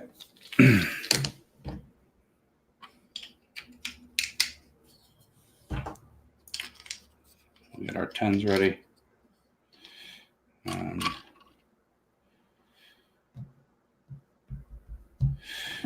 Yeah, a few comments back. I hear you. I told you, I don't read all those notes. It's too many notes. All right, and I'm putting a little bit of torque on these. I don't want them to come loose. So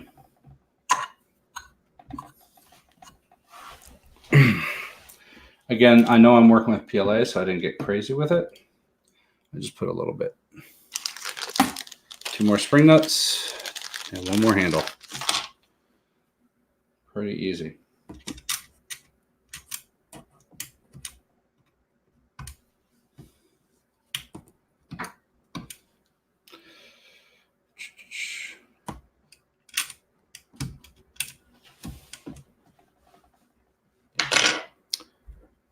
Come on.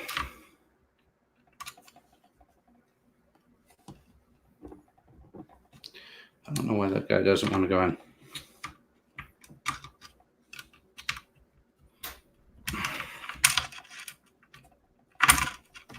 It's one of those spring nuts that I don't like.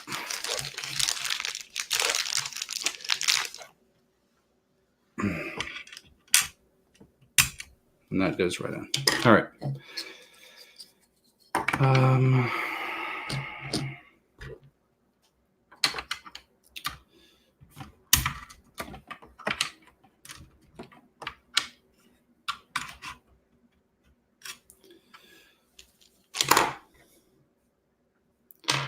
There's an 8. That's the 10. It's pretty straightforward.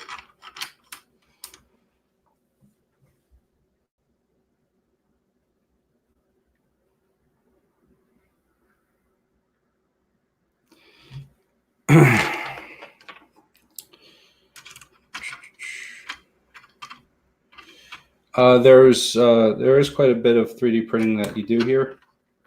The frame itself is full metal, so that's not a concern there. And then every part that I print it with PLA. Should the OCD in me get these handles at least in the same line?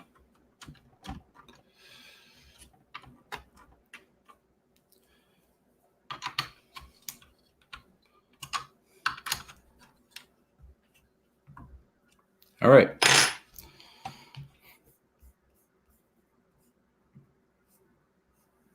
Targeting frame, optional. So the targeting frame is pretty cool. It's got these hash marks on it, and that's just to help you line everything up. And this actually goes on the bottom. So this printer, or I keep calling it a print, this engraver doesn't have a bottom to it at all. It is meant to be set onto your work surface, and you just start engraving.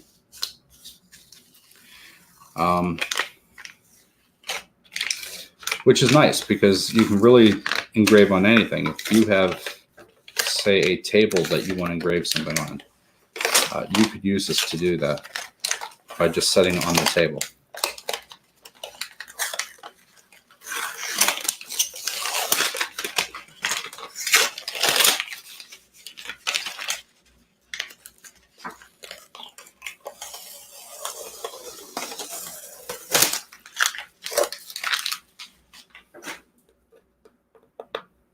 Is it really midnight? I was thinking that this would go pretty quick.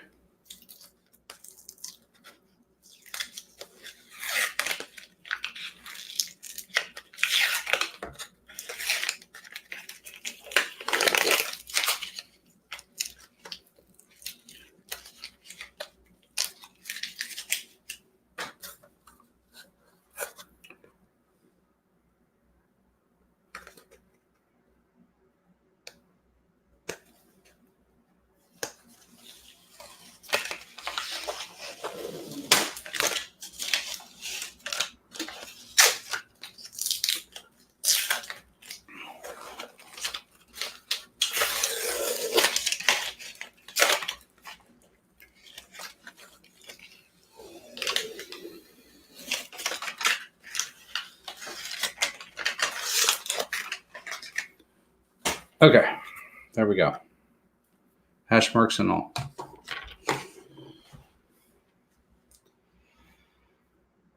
So we need more of the M510s and more of these spring nuts. So there we go, 4 spring nuts. And where's my M510s? 4 M510s. You got the spare part count down exactly, Adam. So the back should be okay. So I have handles now. That's always nice. Boom, boom, boom. So just so I orient it, just like they have it in the photos, I'm going to orient it this way, I guess. I don't like that though, because it's resting on the motor. Okay. All right, flip it onto the left side. Being careful to support the carriage as it falls to the side. I did not be careful. Remove the paper. Insert 4 spring nuts as shown. So let's see how these go. All right, so the spring nuts go into the longer extrusion channels. And it looks like in many of the other cases, the longer end points inward. The longer end of the spring nut points inward. And last one. Cool.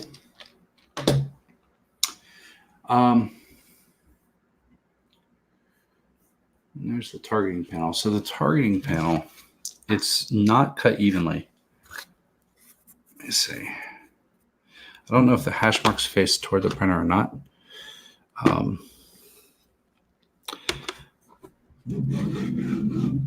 But you can see I am definitely not in line there.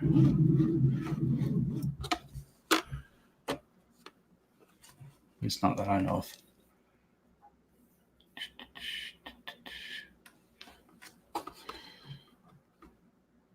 So that appears correct.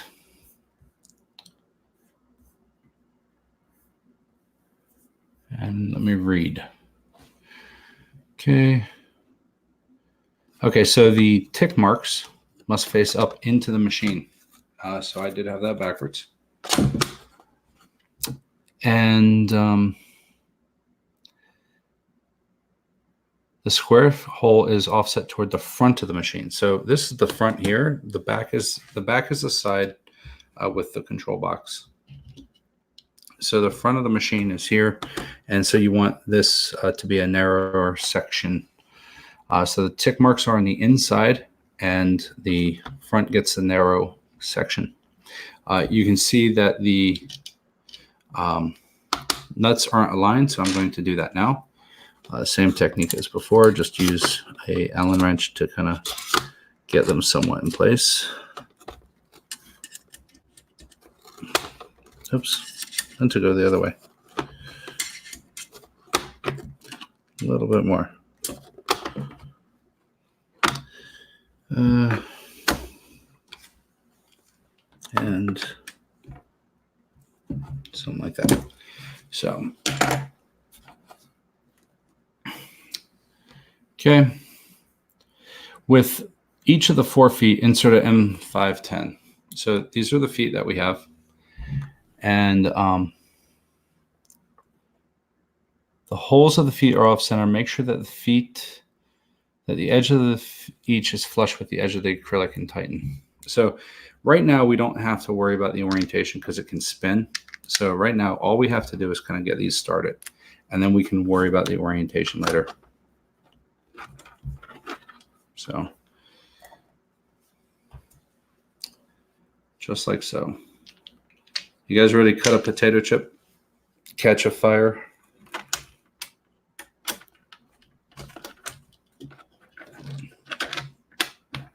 I think it slipped. So I'm not aligned at all anyway.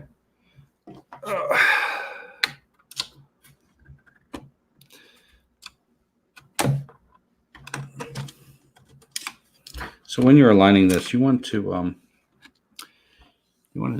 center it on all your extrusions. That's something I didn't do, which is why I'm having trouble now. So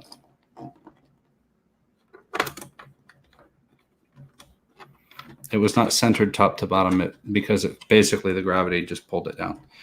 I don't know if the instructions said to check that.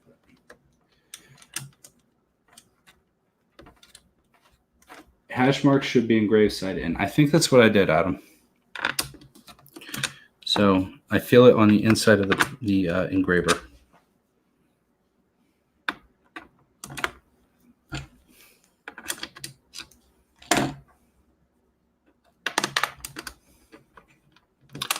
Oh, I messed up.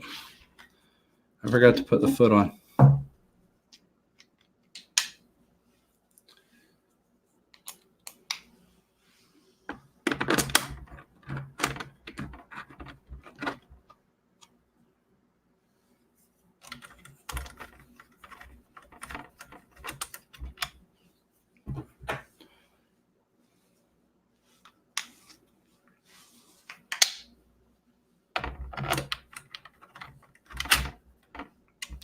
All right, so now that we have these, we want to just rotate these.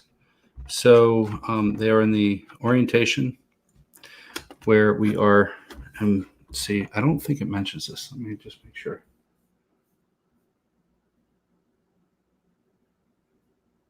Yeah, so this panel can kind of slide up and down a bit. And I'm just going to make sure that it is flush with this extrusion at the top here. I don't know if the instructions said it somewhere and I just keep missing it, but I didn't see it. And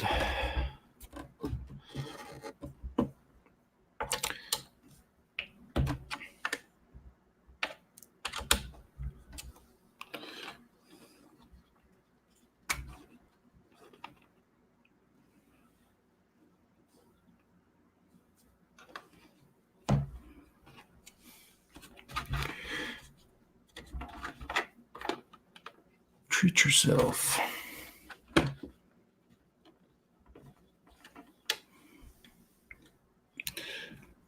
So Adam, I just realized that this is lifting the machine a little bit from before.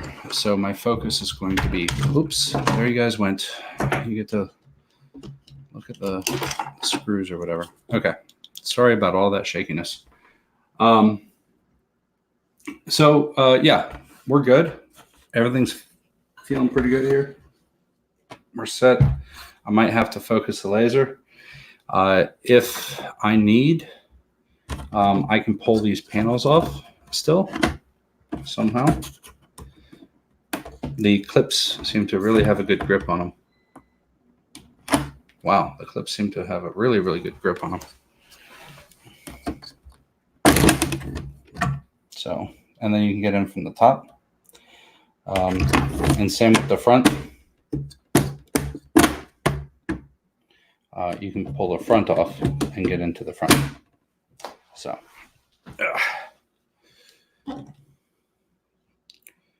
alrighty. I think we're ready for something.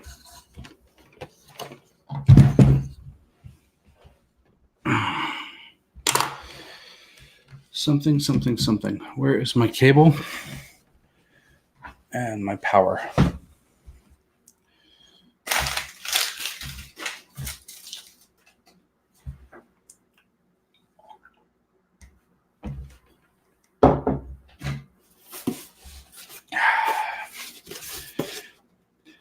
So I'm going to set it back on the cardboard box again. For me, that's worked really well. Move all these spare parts aside.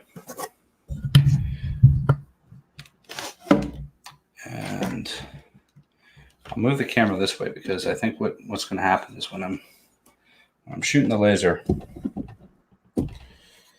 where are the feet? Okay, feet are on the box.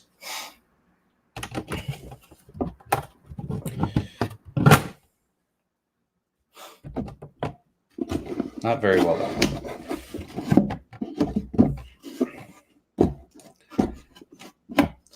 The feet in the box solution are no longer compatible.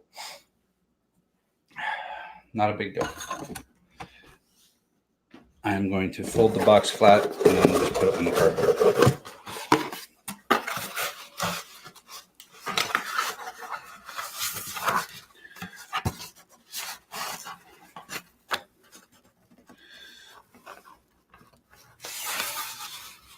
Recommend to take the top off first. For the top panel, we recommend taking the top off first. Then, ooh, there was a possum that just ran across my deck.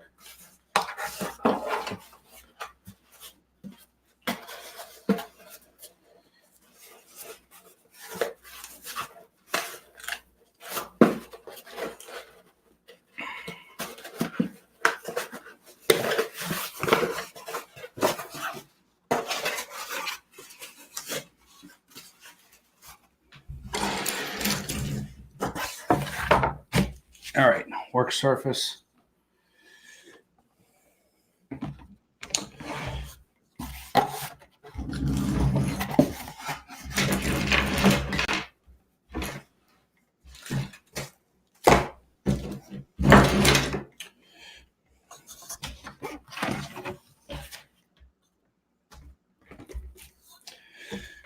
Okay. USB cable. Let me show you. So USB cable, obviously in the USB hole. Power cable. Right there in the power hole. And you want to make sure at this point, you want to make sure your fan is running too. So, and it is. If your fan's not running, you're not getting your exhaust. All right. So let's go into the software. Let me try to share screen. Yeah, sure. Yeah, entire screen. Sure. All right. I don't know if I'm connected. So this right here, I'm hoping you guys can see this. Breakfast on the run.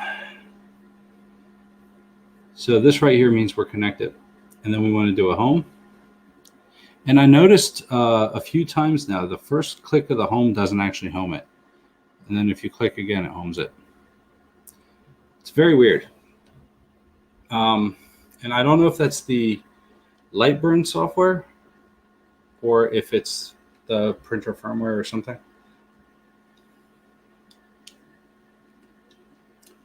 Not sure what y'all can see, but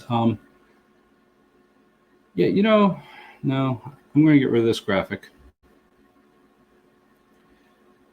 And maybe do a hexagon.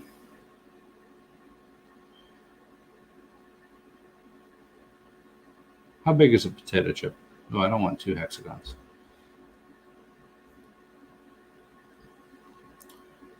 Let's say a potato chip can deal with something that big.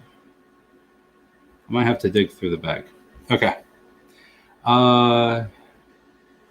Yep. Nobody's saying, hey, don't do it. Don't do it. And up here is where you can like adjust your power and whatnot. So go ahead and click on cuts.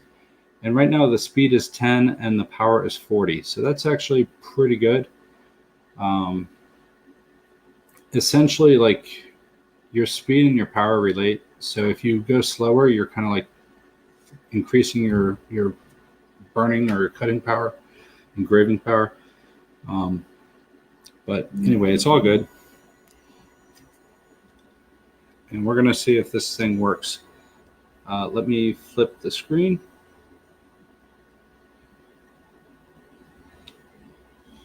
I can't tell if you guys can see that or not.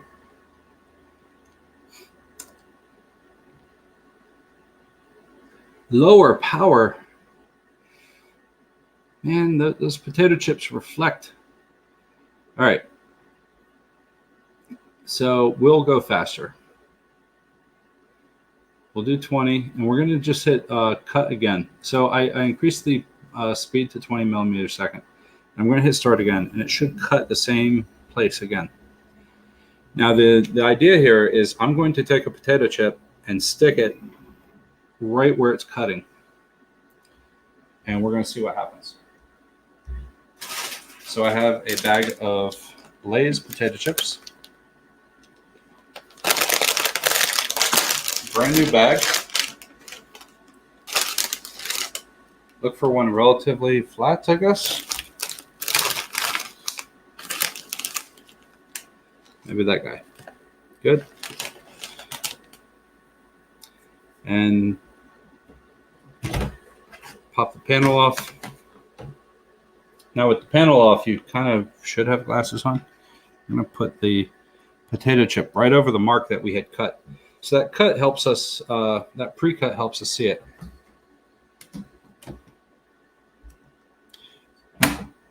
All right. So things may have shifted a little, but not enough to really mess up the cut. And let's see what happens if we cut this chip.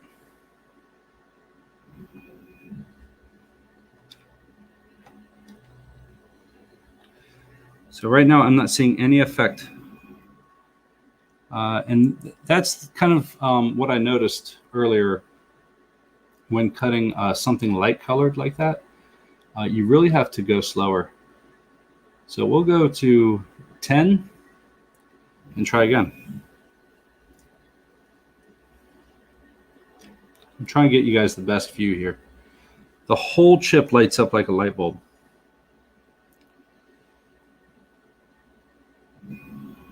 Yep, I got nothing out of it.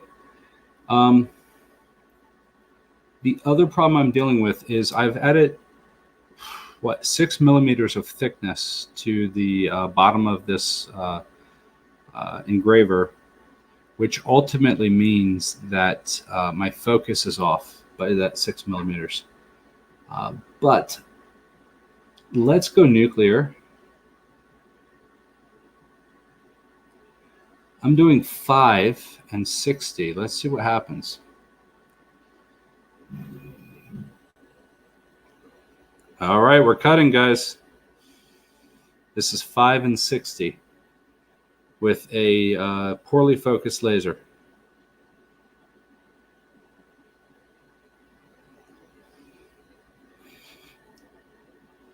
You can smell it.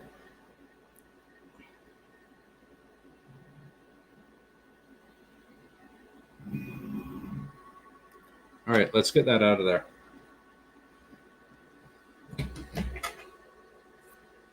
Whew, you can really smell it. All right.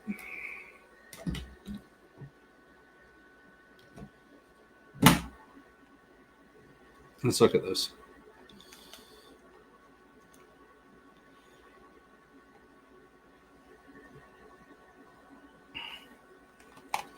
That's pretty good.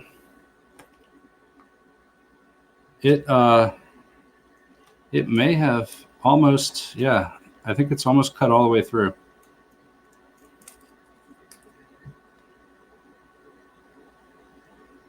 So I now have 2 potato chips.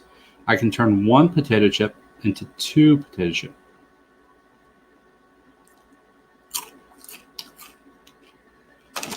Tastes burnt.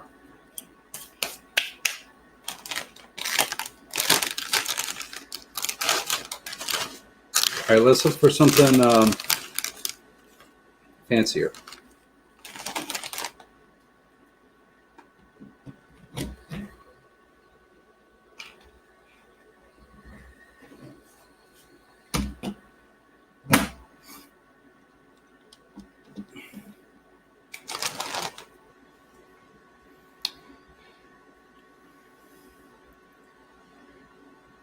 All right.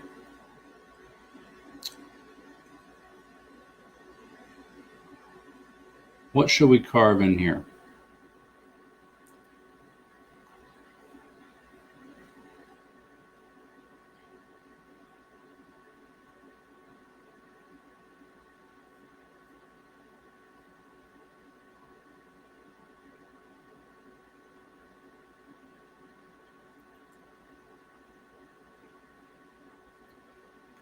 Where are you guys?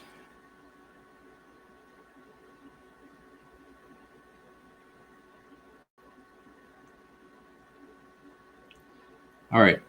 So here I have a dog paw. This is a JPEG image, and not going to refocus first. See, look, all you guys want me to do is focus. Focus, focus, focus. Okay. I'll try to focus. I'll try to remember how to focus. I think it was under move. And I think a very low power. How low can I go on power? 5%. And I'll wear my glasses because to focus, I got to take the cover off.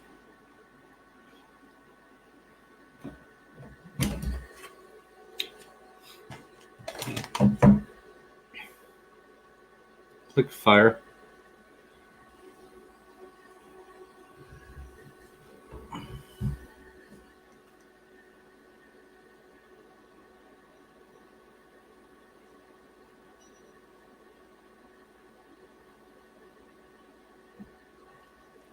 I think it may have already kind of drilled through.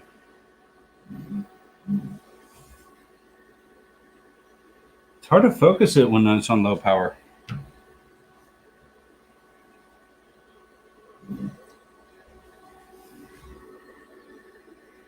I don't know.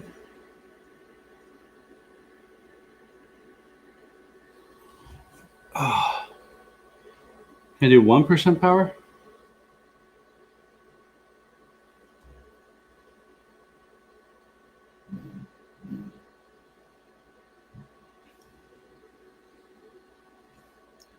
And let's move this way.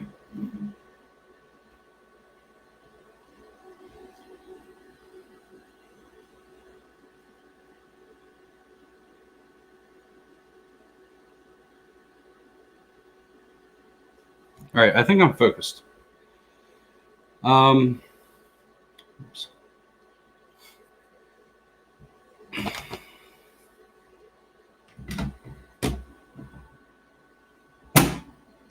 Open to suggestions, but I think I'm focused.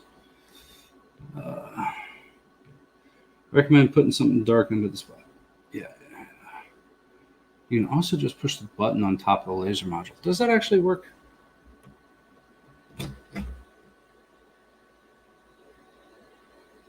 Oh, I guess so. That's helpful. Okay, I'm going to home real quick, and then we're going to. So we have this paw here. It's a JPEG. I'm going to turn it into a vector, which means an outline.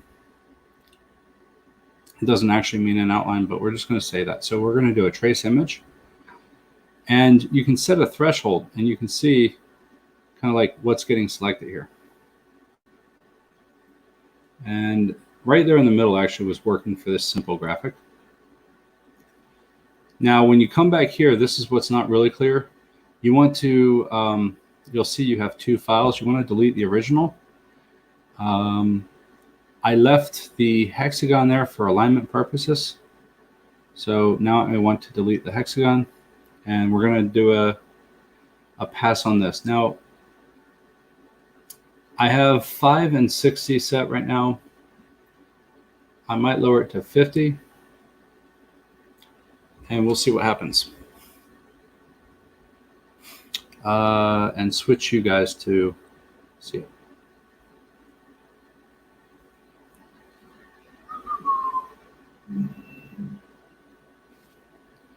And I'll make sure that, yeah, the whole chip lights up kind of like a Christmas tree.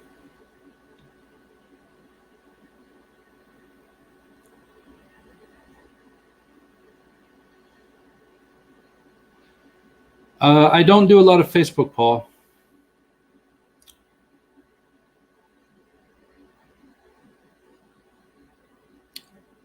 I am on Facebook, but I don't do a lot of Facebook. I don't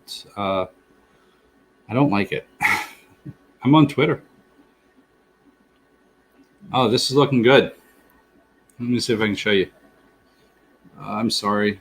You can kind of see the paw print.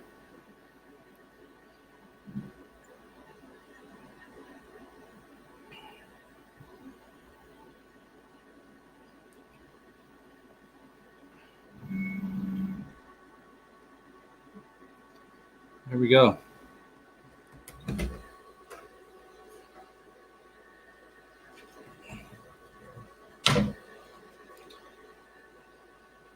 So the bottom of the paw didn't cut out properly, and it's probably because that's where the chip has a big wave in it. Let me bring this back a little bit. So the chip has a big wave in it, and that's where the bottom of that paw print was. So that big wave caused a loss of focus. But with this, we're able to mark potato chips at least. So anything else you guys want to see me burn real quick?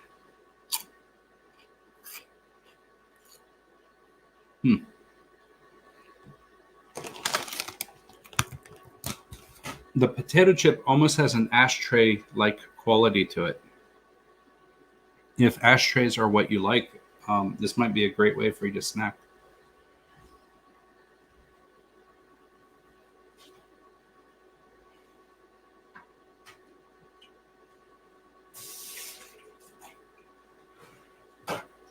All right, how about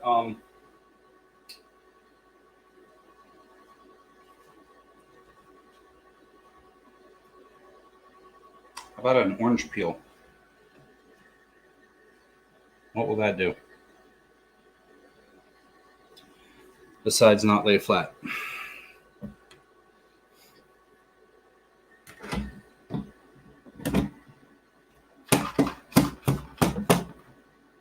All right.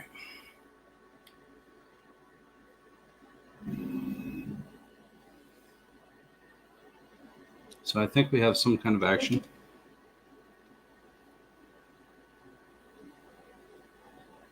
Oh yeah. That's looking really sharp on the orange peel. So I guess you could use this to mark an orange. We'll see that in a second.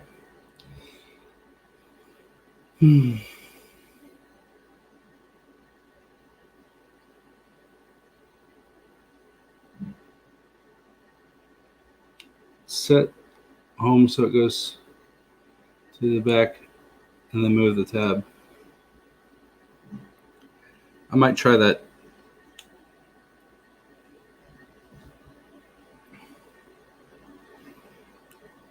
We're almost done.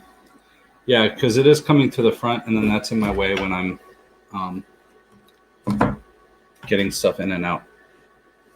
So that looks really sharp, and it looks kind of blown out on the camera, but it's a very dark mark on that orange peel, and it doesn't make it all the way through. So you can use that to, I don't know, write cute messages on an orange maybe. And it seemed to not even care about the contour that much of the orange, because well, I guess it's simply because this is more susceptible to the laser power. So looks good. All right, what else can I cut?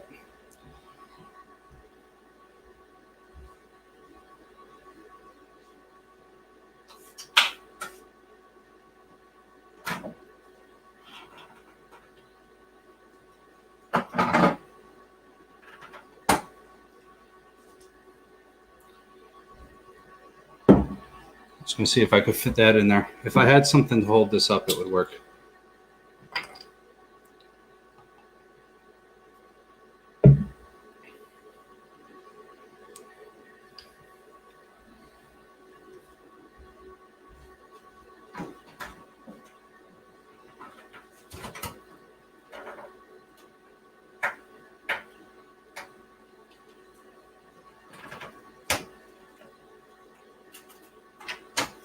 All right.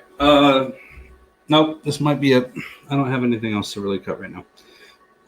I will change the home position so it goes to the back, because that is, now that I see what you're talking about, Adam, that is annoying. Sorry for that loud noise there. But no, absolutely.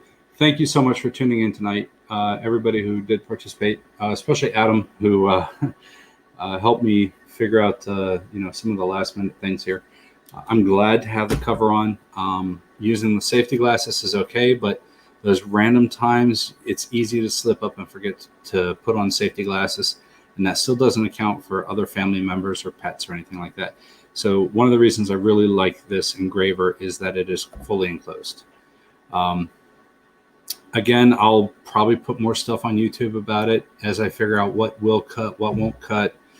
Maybe I'll find out some techniques with it. So I look forward to doing that. But so far, it's been working flawlessly, really. I have some ideas for some enhancements I might work on. And yeah, it's pretty cool. So if you get a chance, try to find out when it's going to be available. Talk to Adam over at the Engravinator or engravinator.com. Check that out. But anyway, thank you, everybody. Ender 3 build might be tomorrow with Shom on the stream as well. And that might be it this week. But thank you all so much for watching. Please hit the subscribe button, hit the thumbs up, anything you can do to help. Follow me on Twitter, graybeard_3D. Everything's great. So, and Adam and Paul, I think you're the last two to really make it through it. So thank you so much. And let's end this broadcast.